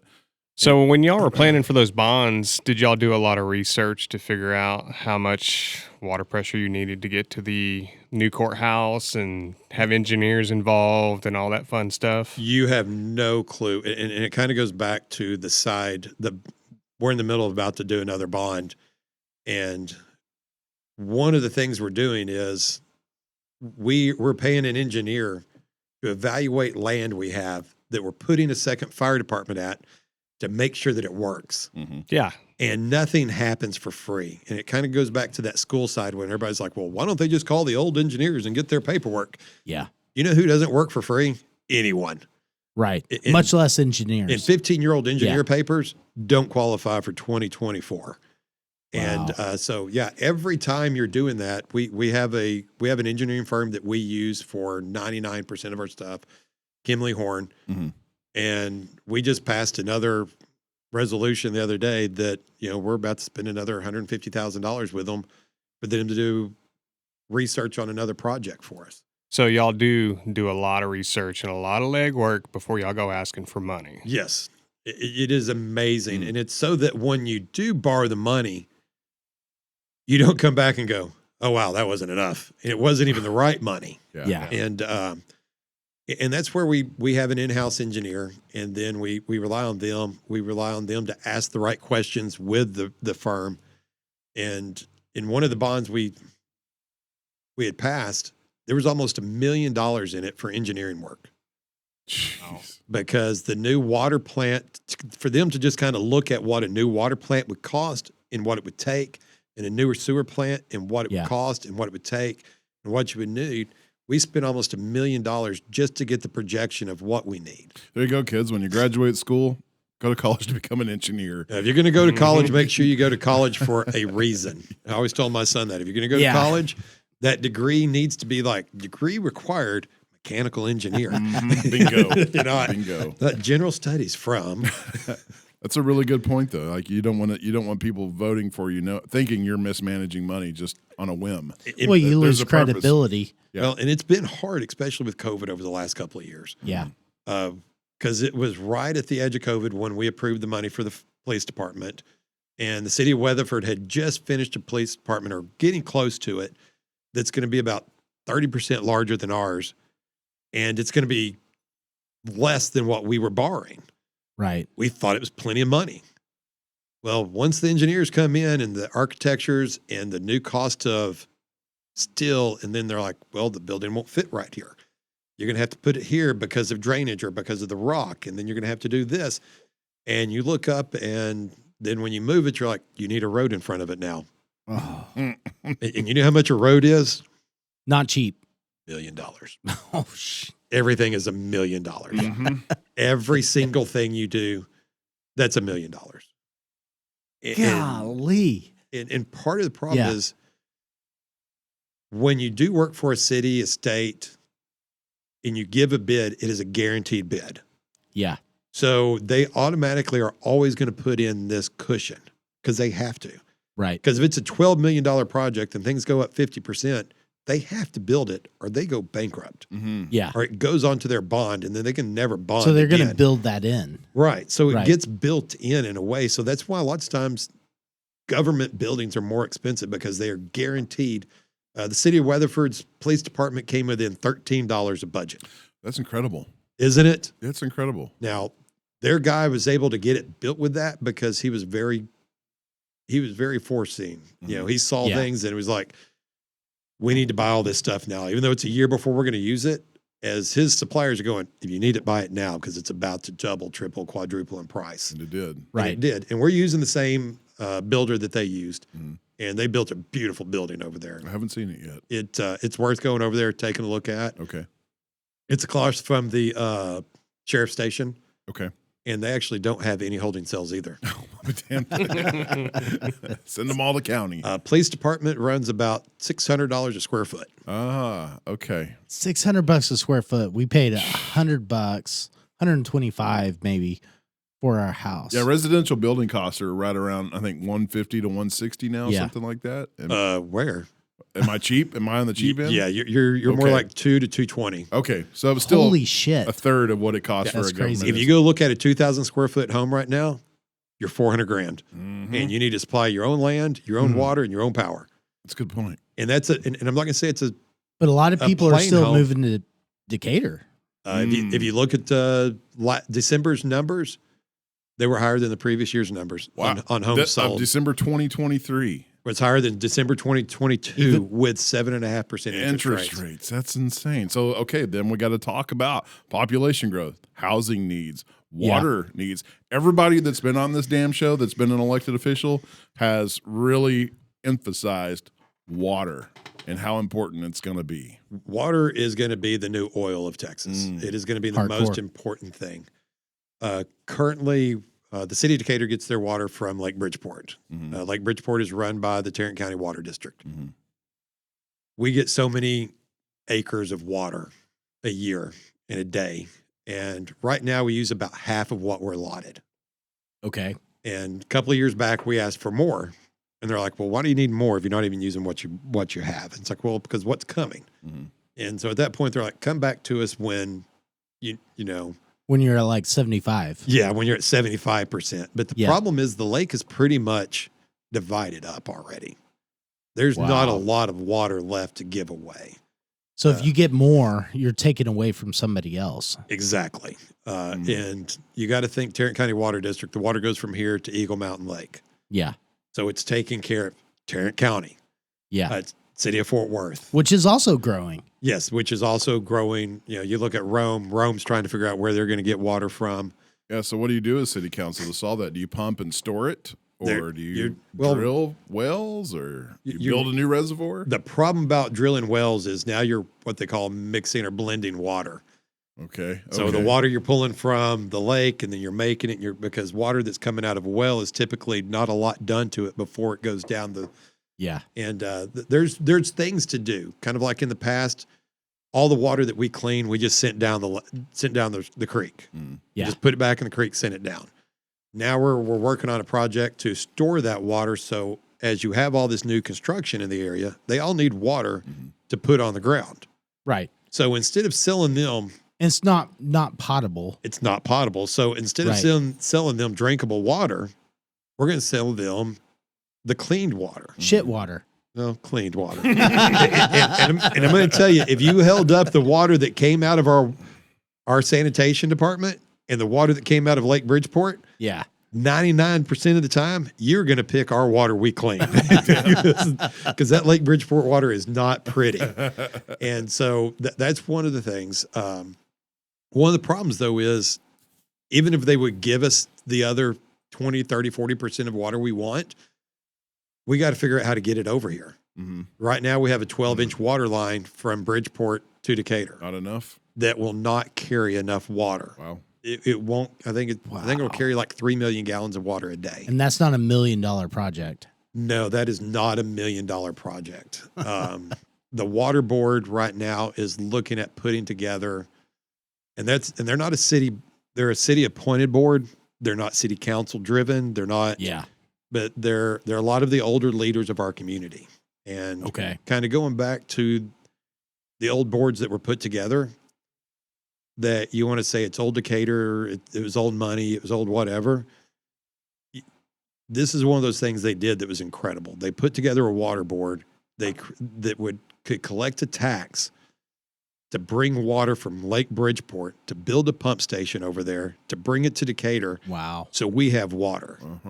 Because you got to look at it, Bridgeport and I think Runaway Bay are the only two people that pull water out of that. Everybody else pulls it out of a well or. Doesn't Walnut Creek get an allotment from Lake Bridgeport? But it's kind of different. It's not the same water. Okay. Because we're pulling from the bottom of the dam. Okay. And you look back in the leaders at the time that came up with this, it was more than you would have ever thought they would do. Yeah.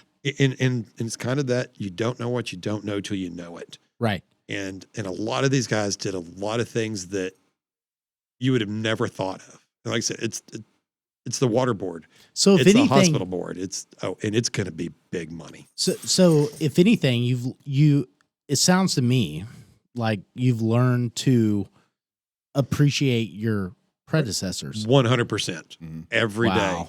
Yeah. That kind of came in with an attitude of everything needs to change and y'all have done everything wrong for all these years. And thank God Eddie Allen's here to fix it all.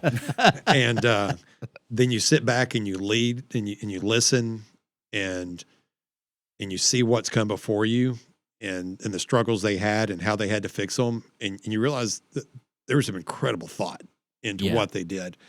And it's there's parts that have made our life a little more difficult.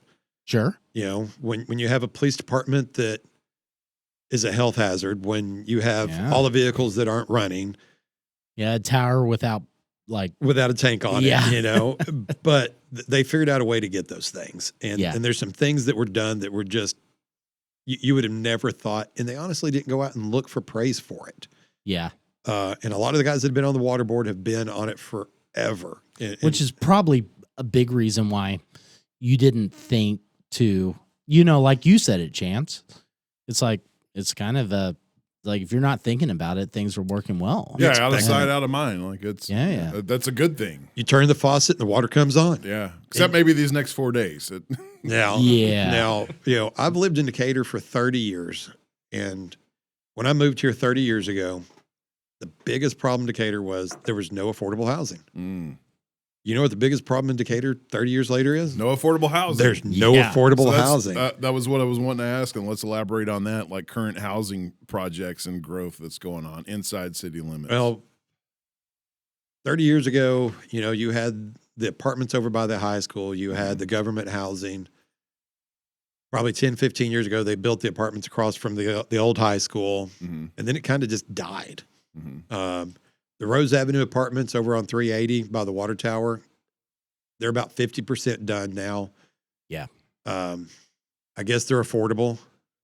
That's kind of the state of America is like, you don't, well, I don't know if I'm speaking out of turn for somebody that's, you know, looking to buy their first family, or what is affordable housing for somebody that's young 20s, out of high school, out of college. It's in flux. It's not the single family house anymore. It's like, you're probably thinking about a condo or an apartment or something. 100%. Yeah. And I think those homes over there, or the apartments over there, start around $1,200, $1,300 a month. And then they have fees for amenities because they have their own internet and parking and whatever. It doesn't sound like too much to me. But you're going to have a 1 bedroom, 1 bath, about 700 square feet. And it's going to be about $1,200 or $1,300 a month. But we need young people. You have to have a place for them to live. Right. And then right behind Walmart, it is not Section 8 housing.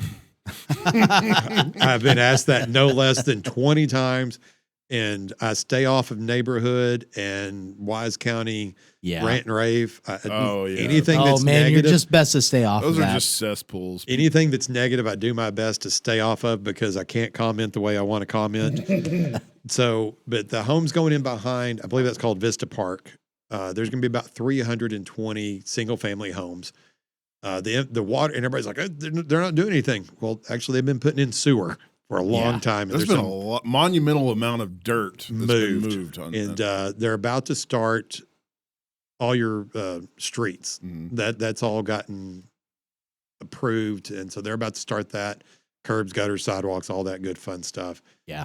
And within probably the next 4 or 5 months, you're going to see the first house start going up over there. And you're looking at what? They're 2.25, 300,000. They're going to be a nice opening entry level home at $3.25 to $350. Okay. Wow. And I was talking to Wow. Yes. Well, you got to think you're at $200 a square foot. Yeah. Wow, that's and crazy. The opening size that is, I think you're 1,750, 1,800 square feet. Mm-hmm. Yeah. And talking to a developer the other day, he said the only way we can make housing cheaper, smaller lots, smaller footprint. Yeah. You know, when I'm a little older than everybody else in this room, when I was growing up, the 1,600 square foot house was an average house. Yeah. Yeah. You know, 2,500 that was a big house. That was a McMansion. That's true. Yeah, somebody had a 3,500 square foot house. You're like, dude, they're a doctor. Shit. Yeah. Our first house was 800 square foot. Yeah, my first house was 900 square foot. My wife and I Yep. bought. Yeah. And we paid $8,000 for it. Wow. Yes. On Walnut Street, you know where the truck is on the vacant lot that's landscaped and Yes. everything? Yeah. Yeah. Our first house was there, I'll be damned. and it was 900 square feet. We paid like $8,000 for it. It was for back taxes, and we paid the back taxes off of it. It was tied up in a divorce, and the judge was like, "Get it sold, because I can't divorce y'all until the taxes are paid." And we borrowed about another $10,000, put new windows in it and a roof on it, and we lived there for about 6 years, and we sold it for $50,000. Wow, that's crazy. And now it would be a 900 square foot house. That's probably a $200,000 house right now. If you on the square, yes, it is. Unfortunately, Yeah. it is. And So do you think it's harder for young people right now than it was for us? I don't know. I'll be honest. I don't know how they're going to do it. Yeah. I look back, and I'm not a big change person. I've been in my house for 22 years. Yeah. We change a lot on the house all the time, but I paid $140,000 for my house 22 years ago. Yeah. Right. If I was to sell my house today, $475. Yeah, that's great. But then where the hell do you? Well, and here's the other thing: I wouldn't get $475. Yeah. You're Yeah. like, are you kidding?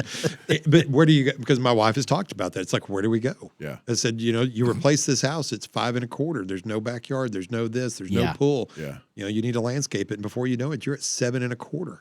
Yeah. So the $300,000 in equity you have is just gone. Well, we had a good episode with Matt and Sean that talked about, ways for young people to really be able to get in and afford a starter home and a mortgage, but you got to be creative. Yeah. And it's not easy for sure. It's not just, you're probably not going to get that off an $18 an hour wage is great, but that's really not going to get you in. So on a developer and builder side, what did you just say? Like the only way to get affordable family housing is small lots, small footprint. So you're, as a developer and a builder, you're probably thinking, why am I going to build a single story house? Why not just apartments? Why not condos? That's, if we're wanting to get people into affordable housing and I'm the guy to do it, I'm the guy building that shit. I'm not going to build one house at a time. It's going to be, I've got to make money too. Yeah. Multi-family. Well, the problem is housing. that 1,600 square foot home doesn't pay to build it. No, it doesn't. There's no. not Right. enough profit in it. So they're all 1,800, 2,000 square feet. And then then you're pricing yourself into a whole different clientele. well, and I hate to say it, that's a very average home today. Yeah. And so we have 300 plus homes going in there at the edge of town on 380 going towards Denton, where the Shell station is. The developer there voluntarily annexed 100 plus acres in. Mhm. They're a big developer. They've been around a while. I think we're looking right around 400 homes there with commercial there on the highway. Where will this be? You know where the Shell station is as you're coming into Decatur on 380? Oh, yes. Yeah, and you go left to the lumber Yeah. yard. With the and demon chicken that used to be out there. Yes, exactly. Demon chicken. I don't You know. never that- noticed that? That was the chicken No. place that was out. That restaurant out there has been like everything in the world, and definitely not what you want. I don't know. It was a chicken. No, it wasn't chicken. It was like churches or something. They had a chicken statue, but if you drove by it at night, it had glowing orange eyes. Oh. Yeah. I don't think it's there anymore, is it? No, it's. Okay. I don't know what's out there. I don't go to that Shell station. East side of Decatur, though. Then Up to 400. so there's going to be up to 400 homes there, plus the chances of a multifamily and commercial. Where South Martin Branch is, Yep. That's the- my turf. the property right on the last stage of South Martin Branch was sold to the developer that's doing the work behind Walmart. Mm-hmm. And then he has, I think, another 100 acres past that Okay. that's been brought into the city. I've seen some concepts of this, and it's supposed to include like fishing and walking trails. I don't know how true that is, but if like you want to extend my green belt, I'm all for it. Everything new, and that's one of the things. Now, this is where the city council kind of directs the city manager and the planners of what we're looking for long term. Mm-hmm. And you talk about walking trails and green belts. Mm-hmm. Every new development has to have a certain amount of green space.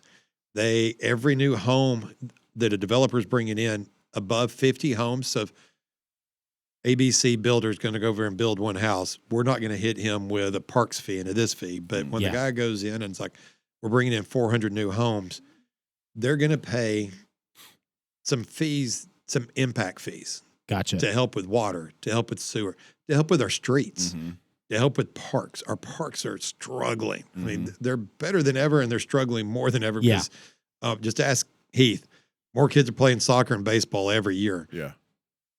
But they're all going to have walking trails. They're all going to have internal parks And sidewalks. and sidewalks. Everything will have a sidewalk. So we're in South Martin Branch, which is probably in the, terms of speaking, new, one of the newer completed subdivisions in town. Yeah. And it's got connecting sidewalks and it's got underground utilities and power. It is such a clean neighborhood and it's so easy to walk. It's I would done agree well. with that. It's done well. It's safe. You know, Yes. barring those Teslas that are like driving around there.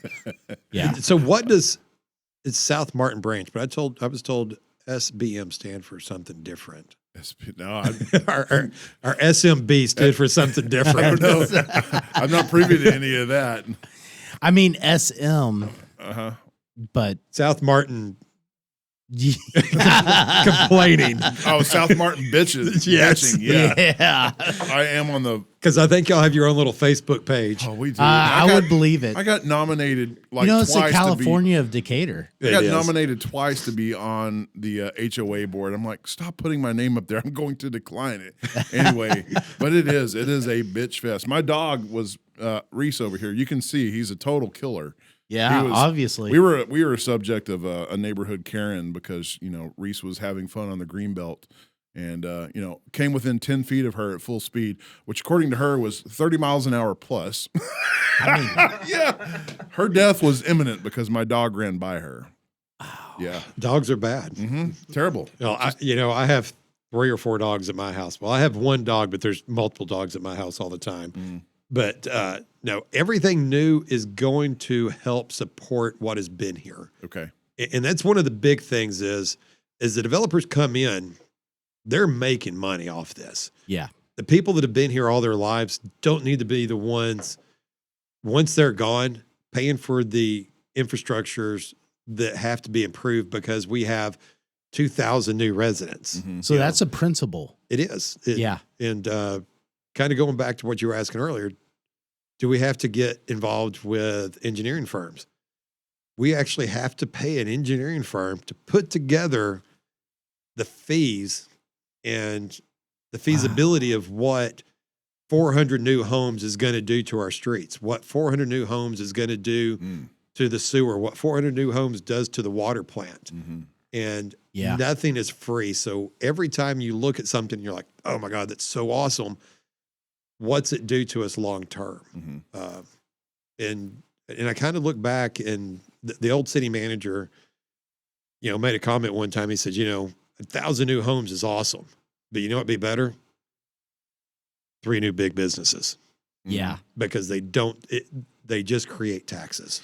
Hence the industrial park. Yes. Yeah. And, when I say we have some superstars in our city, Nate is one of them, and Kevin Holzbog is another one. Yeah. That- EDC. Director of the EDC. Director of the EDC, and I've Also a fellow resident of SMB. yes, he is, and I've been blessed that I get to be on the board with him. Will actually stepped down and let me take his spot because he's got me with the new the second liquor store, and Oh, he's busy. the man's he's going 24/7, Yeah. and the amount of things that he's bringing to us every day is just phenomenal. The old industrial park is probably, and if you drive out there, it doesn't look like it's 80% full, but it's Right. 80% full. Is it really? Really? It really is. It's Okay. almost 100% done. GT Products will be starting their building out there in the next 6 months. Wow. Cardinal Powder Coat is about to start their second building. Aqualine's pretty much done. I always forget the aerospace place across the street. Yeah. It doesn't feel like you would think an industrial park should feel. And it's because Kevin is very picky Okay. about what comes in there. The very first thing that came in was Industrial Diesel. Yep. They're a company that came out of the Alliance Corridor. If you've ever been over to, if your wife has drug you into Home Store, it's Yep. right across the street from that. And it had been over there when nothing was there.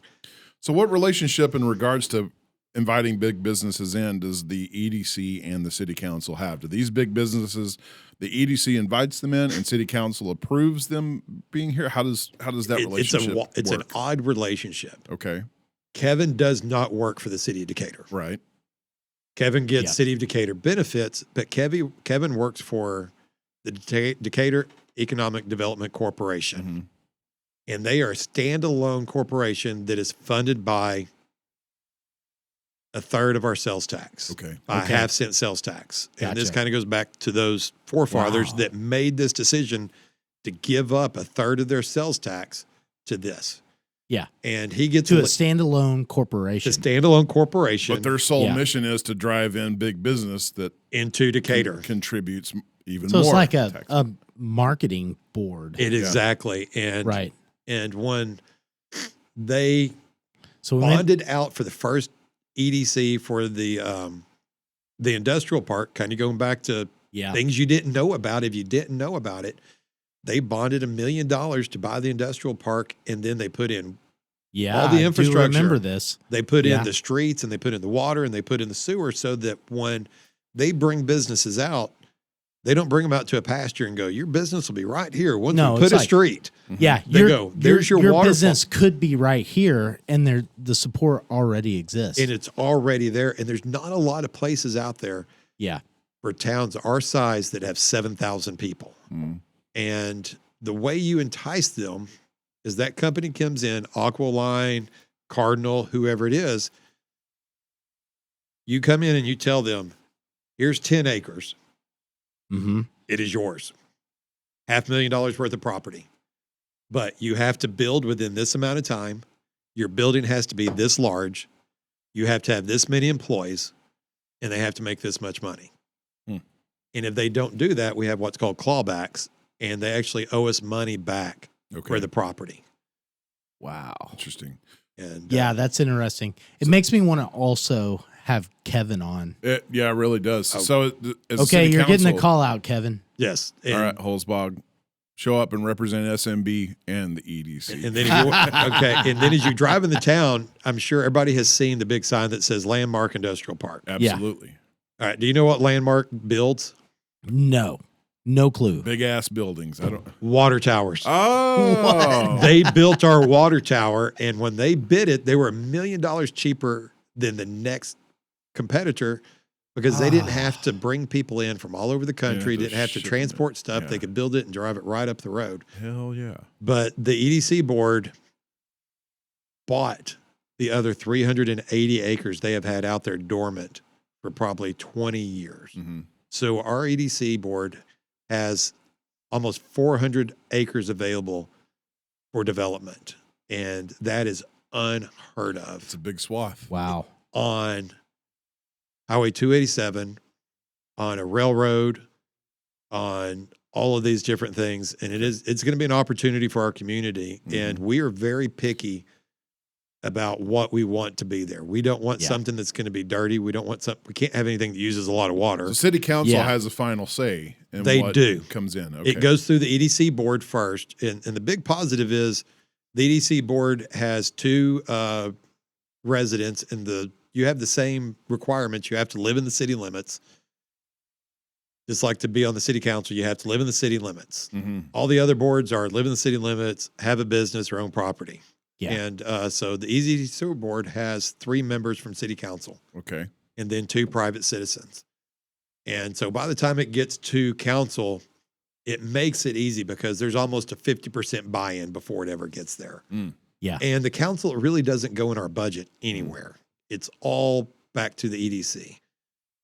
This last year when we went to Austin with Kevin and JD, one of the big things was they were getting rid of some of the tax abatements that cities were able to do. Mhm.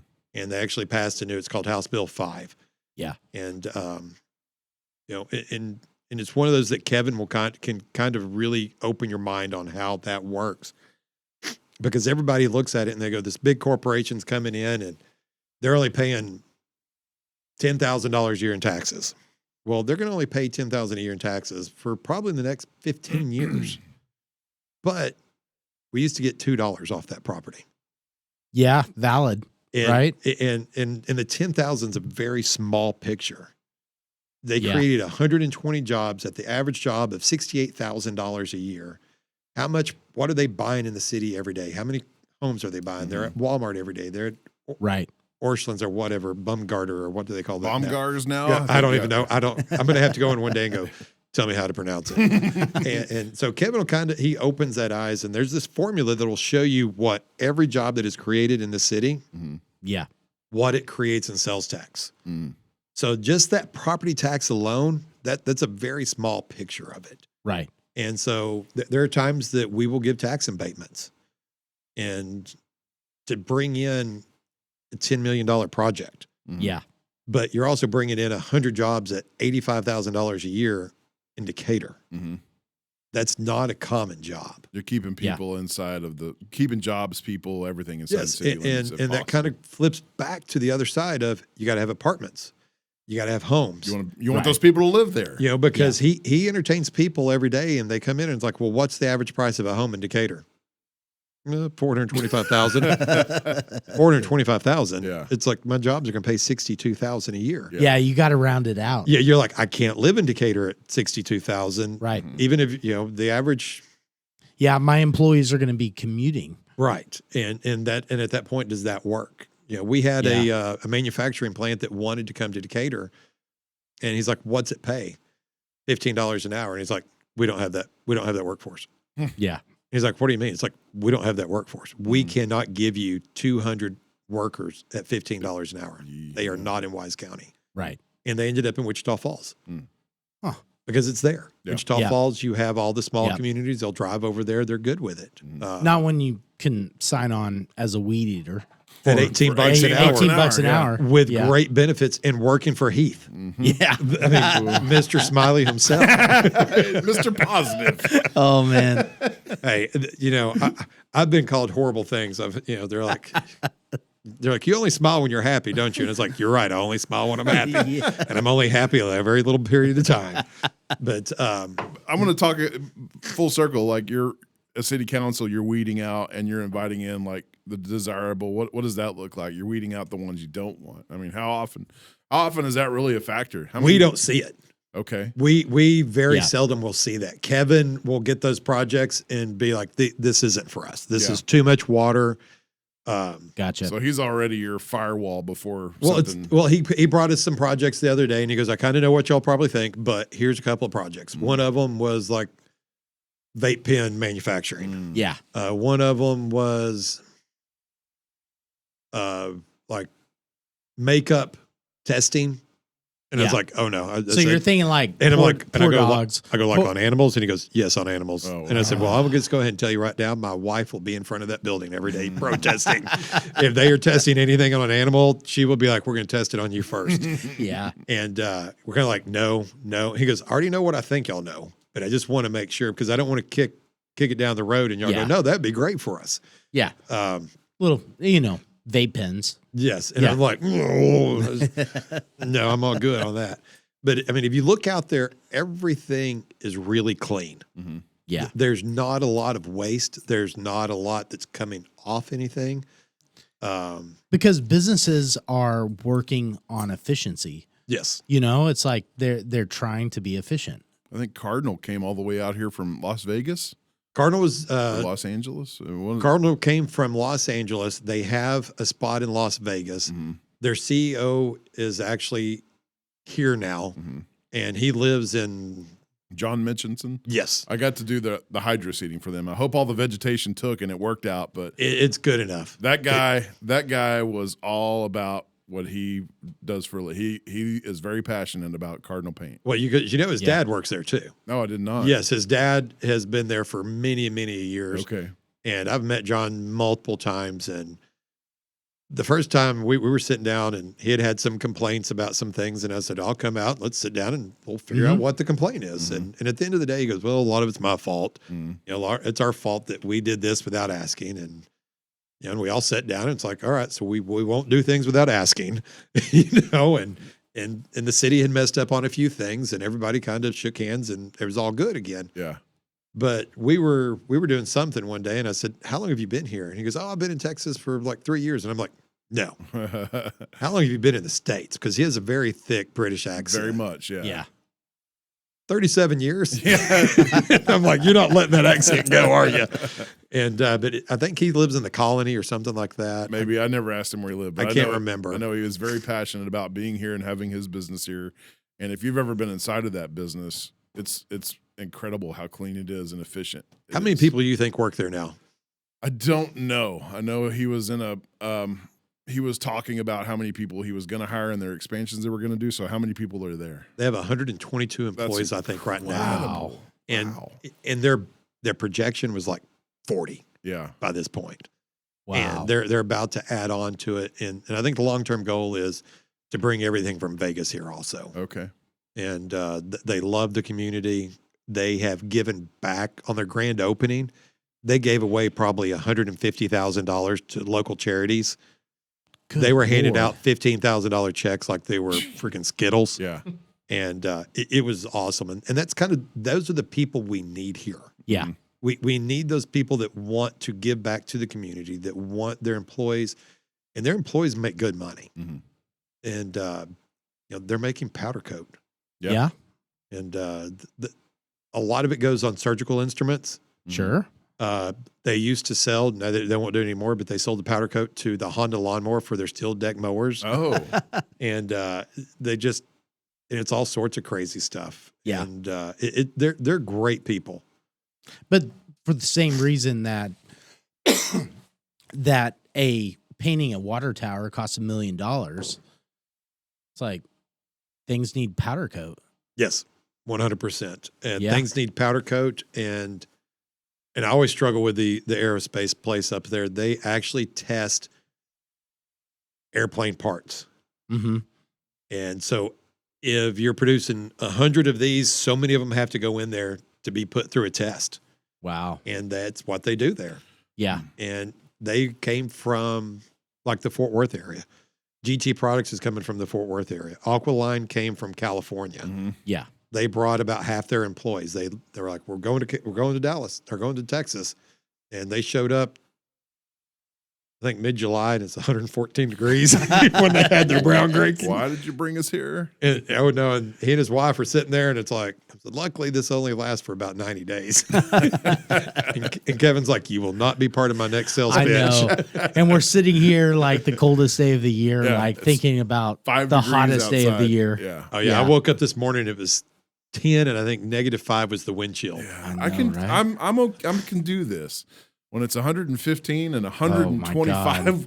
with a It's- heat index, I'm mad. Like this, I'm not mad about this. This is just, kind of an annoyance because you got to winterize things, but I'm not exhausted and sweating with swamp ass and just pissed off. See, I'm just Yeah. the opposite. Give me 110, You want and I'll that? go. I will get a 12-pack of beer, and I will go sit in my pool. And Chris goes, "What do you do in your pool?" And I'm like, "What do you mean?" He's like, Sit. "What do you do?" And I was like, "Well, we get in these floaties. We buy them at Walmart. They're $10. They come in like 4 different colors. They have 2 cup holders." I said, "My foot goes in my wife's right cup holder. Her foot goes in my right cup holder." I said, if it's Ranger season, we listen to Ranger games. If it's not, we listen to music or have some bad TV on. We have a cooler over there. And he's like, Oh, what are you doing? I man. was like, we float. Yeah, For how long? I said, Hours. hours. as long as it takes. I said, Sunday, I get up, I mow my yard. By 11 o'clock, we're in the pool. About 1, we get out and I grill something. We get back in the pool. And about 6 o'clock, we get out. And he's like, that's what you do every Sunday? And I was like, It's glorious. yes. And I said, I love every minute of it. Yeah. And I said, you have 4 small kids. You can't get in your pool without them going, I want to play. You're right. We get in our pool and we just chill for hours. That is awesome. And we do it every night. And he goes, I don't know anybody that uses their pool more than y'all do. Now, I hate my pool right now Oh, I know, right? because that meter Did is you drain spinning. that fucker? No, it is Oh. spinning away. I and that- drained mine. And it is just running 24/7. And I have no trees in my backyard, but I have a 100-foot pecan tree in the neighbor's yard. And every leaf ends up in my pool. Oh, yeah. Yeah. It doesn't matter which way the wind blows, they end up in my pool. You drained your pool? No, I drained the equipment. Did you, Oh, Coco? okay. No. You didn't? No. No. Oh, okay. I did. I don't trust it. I'm sorry. I No. guess I'm the only peasant at this table without a swimming pool. I mean, I guess we're gonna find out, right? This I have is a the little first time I've done it. 4-foot inflatable one that. Do you have a permit for that? No, I don't. I'm a rebel.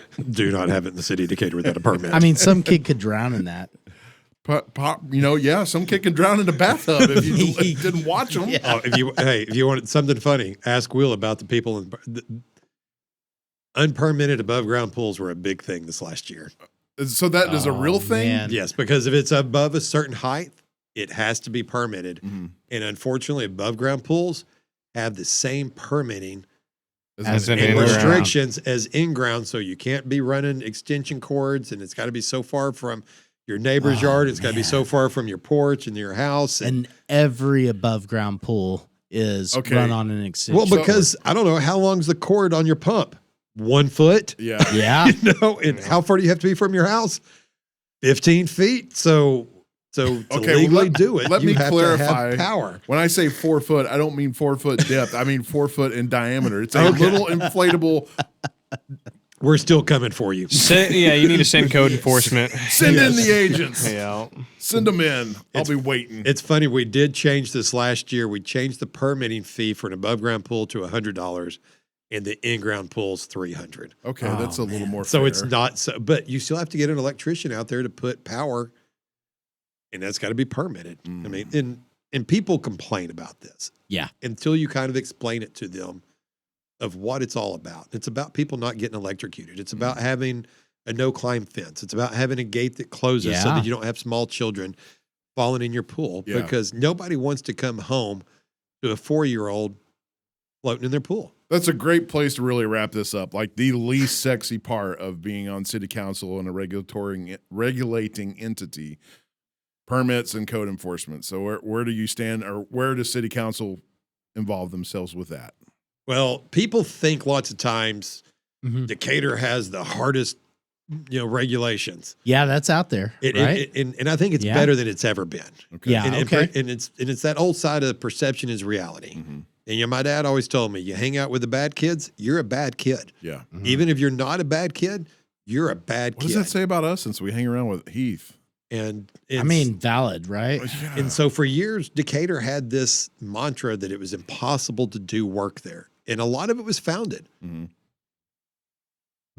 We've gotten a lot better. We have gotten a lot friendlier.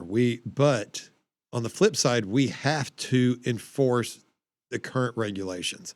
Mhm. And we're in 2024, and we use 2018 building guides to keep up with, because if you don't do this, your fire,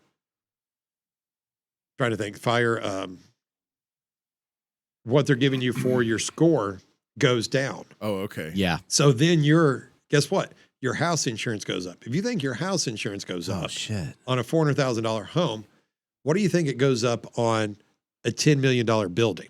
Yeah. Sure. So we have to stay with those numbers, and people forever, Wow. you were like, well, why are y'all doing this? And there's other cities that are still begging, and I hate to say it that way, that they need every business, every house, everything that'll come there. Decatur is at the point where we have the ability to be picky. Mhm. Yeah. We have the ability to be picky with the housing developments, with the businesses that we want to attract, and to make sure that everything is done correctly. And we have some incredible people that work for the city. Our building official, Wayne, is just over the top.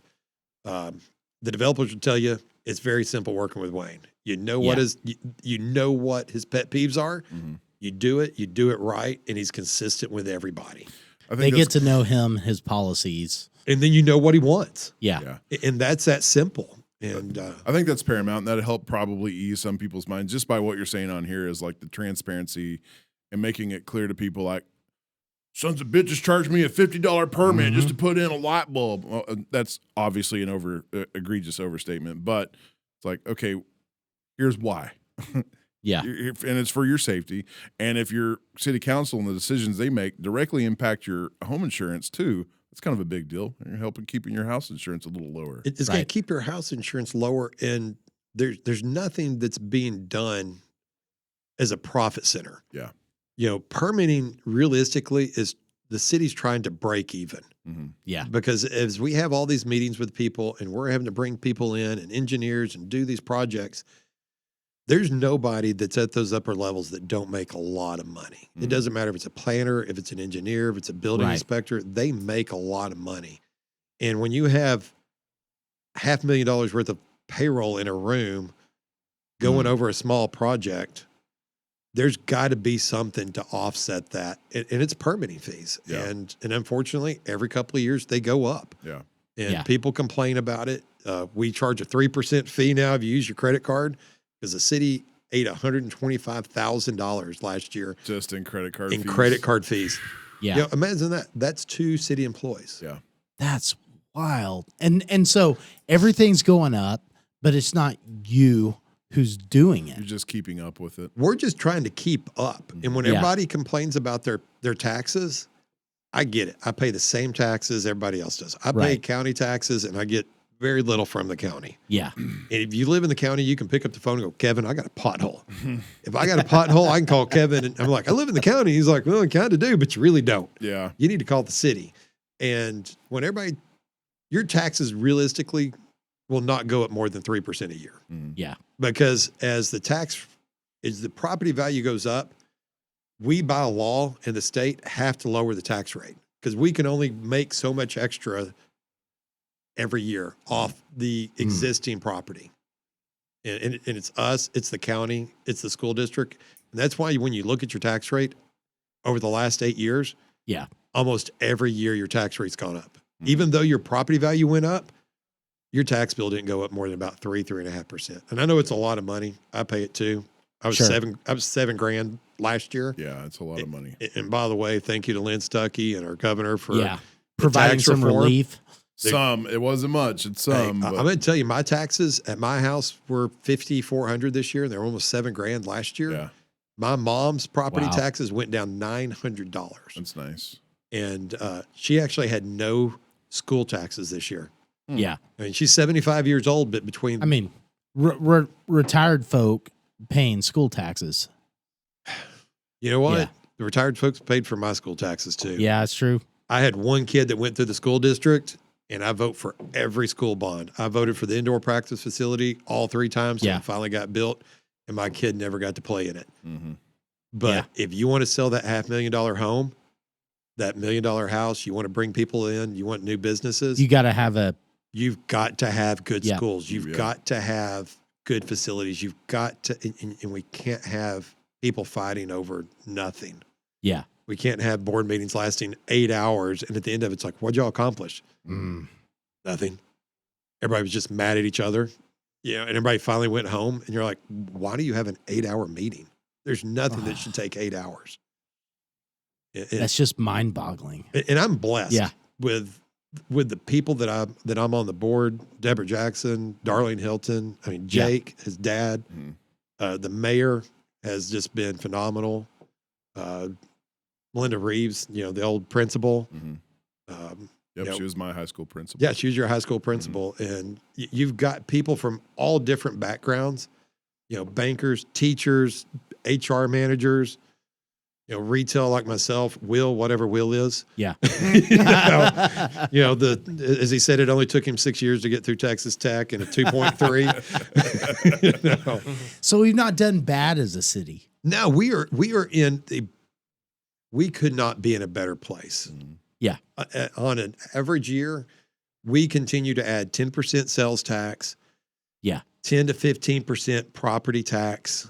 4 years ago, our property tax was a little under 800 million. Last year is 1.24 billion. Mm-hmm. Next year, the hospital will come on board.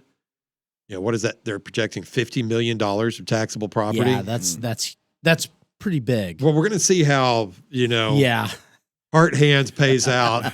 You're now talking about it's true. There are a lot of angry people about that right now. Yeah. My wife had surgery over there the other day, and we walked in, and they're like, that'll be $3,000. And you're like, well, is there a payment plan? Yes, you swipe your card. You're kind of like, oh, wow. Yeah. And some of the clinics have closed down, and they're, Yeah. I'm not going to say that everything's not what was promised, but Well, that's hard.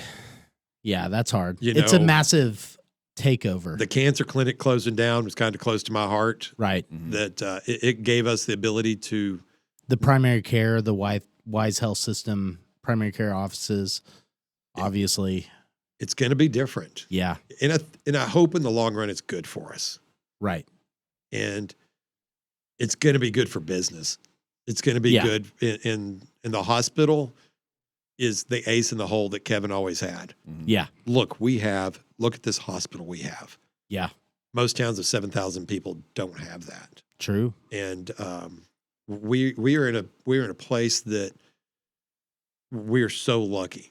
Yeah. You know, we have tax dollars coming in, we have property tax coming in. The people that are coming here want to be here. They're excited to be here. I mean, honestly, they ask for more. I mean, it's kind of mind boggling. It's like, raise the taxes, we're fine. Mhm. And as much as people in Wise County are like, our taxes are so high, Right. go live in Keller. Go live in Argyle. Except those people are moving out here. Well, my brother-in-law and sister-in-law live in Keller. They've got no kids. They've paid school taxes for Yeah. 30 years and never had any children. Oh, and they're just getting raped.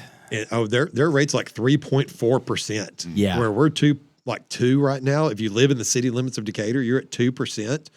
They're at like 3.4. Oh, I mean, their taxes, I think last Yeah. year were $14,000, Jeez. and they don't have that's kids. wild.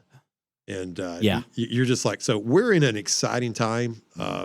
We've got great leaders at the city. Some of them we as the current council put there. Some of them we were lucky enough to inherit. Yeah. You know, if you've probably ever heard Heath talk, his boss, Greg, Yeah. is a superstar. Drives from Arlington every day and can have a job anywhere in the Metroplex. But he And- makes that commute. But he makes that commute and he loves our community. Stays here, yeah. Yeah, that's cool. And we are so lucky. And I'm blessed to work with these guys and to serve with them. And, you know, and my wife, and people ask me all the time, why do you do it? Yeah. And it comes down to, you know, and I've told y'all that this community supports people in a way that is unreal. Mhm. My wife and I have spent $36,000 in the last 4 months in Houston. Yeah, Yeah. so you have, to sum things up, you have a son that's been battling cancer since 2018. Yeah, November 2nd, 2018. Okay.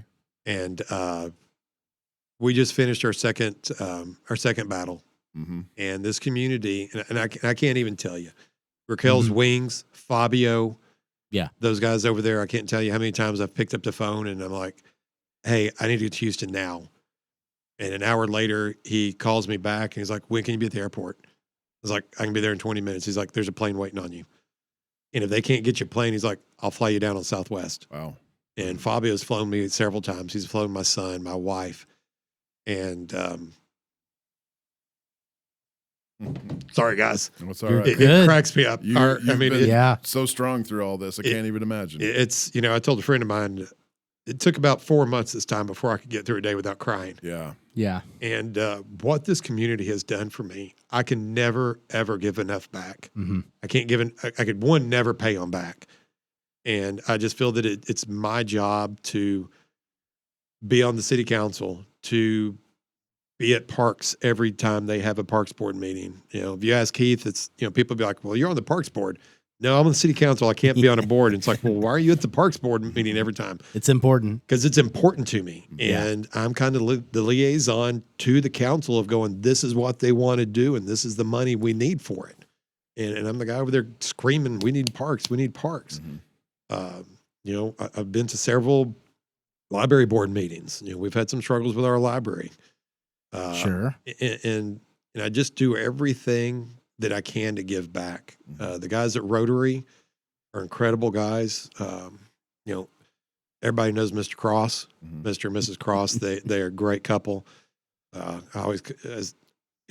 He's as much Mr. Decatur as anybody can be. The guy gives his time just Yeah. constantly. And Yeah. I cannot tell you the community, and it makes me every day want to do more. And I can't give enough back. Yeah. And I love them and I support them and I hope they come out and support me again. Because like I said, I'm putting my name back in on Tuesday or Wednesday, and I'm lucky. I think this has been a really inspirational episode. Man, it really has. And that's kind of the goal of this whole segment is to encourage maybe 1 out of 5 listeners who have thought, I want to run for some sort of political office or elected office, that here's why. I mean, from my takeaway is from the water that comes to your house, the electricity comes to the shit that rolls out of your house, right, to how efficiently first responders get there, to how efficiently you can get there and the roads you're on, to the sidewalks that you can walk down with your babies and the safety of your neighborhood. Literally everything the city council and being a part of the city council affects. Yeah. So if anything, I would describe our experience in doing this segment as being completely, we've uncovered what's granular, right? Yeah. And it's not about the position, but it's about the people. It's about the people. Yeah. And it's about the community too. Right. And what a great takeaway. Like, you don't have to really, if you want to be involved, you don't have to go for the big roles like commissioner. You don't have to go for state rep or county judge. Like, you can be involved in a body that's your town. And you're more than likely going to maybe even run unopposed, because sometimes you're lucky. It's not the rock star of the political world, but that's where you're going to make the biggest damn difference. Yeah. And you talk about opening spots. We actually have an open spot right down our Parks Board. Okay. You just have to live in the city, have a business in the city, or have a piece of property that you own in the city. There you go. So maybe start on a board, get engaged in that, and then think, okay, I've got enough free time. I have some good ideas. I want to network and work with people. Okay, then step it up to city council and to an actual elected role. But a board would be a great place to start, and Parks Board has an opening right now. That's right. But if nothing else, go vote. Go vote. Yeah, really, just go vote. Go vote, please. Yeah. We need more people voting, because when they don't, a small group of people get to decide who your next leader is. Yeah. And that's not what we need. Yeah. We need a true contingency of what everybody wants. Mm-hmm. I would like to wrap it up with, asking people to think about Eddie and his family too, because they've been through the ringer with what his son's been battling. So lift him up in your thoughts and prayers. And as you testified, those prayers work. He would not be here with us today if it wasn't for prayers. And when the doctors at MD Anderson tell you your son's not supposed to be alive, there's a reason for it. And the people there are angels. Nurses are true angels. Yeah, part of those prayers are involved in like being in the hands of the right people. Yeah, the right doctors, the right professionals. And we're blessed, and I've said that a million times, but I cannot say it enough. This community is different than anywhere else I've ever lived. And it boggles people's minds that move in of what they do for people here. And thank y'all very much. Thank you, Eddie. It's been a really, really eye-opening episode. Yes. So, thank you. On that note, good night. Adios. You've been listening to the Whiskey Bros Around the Table.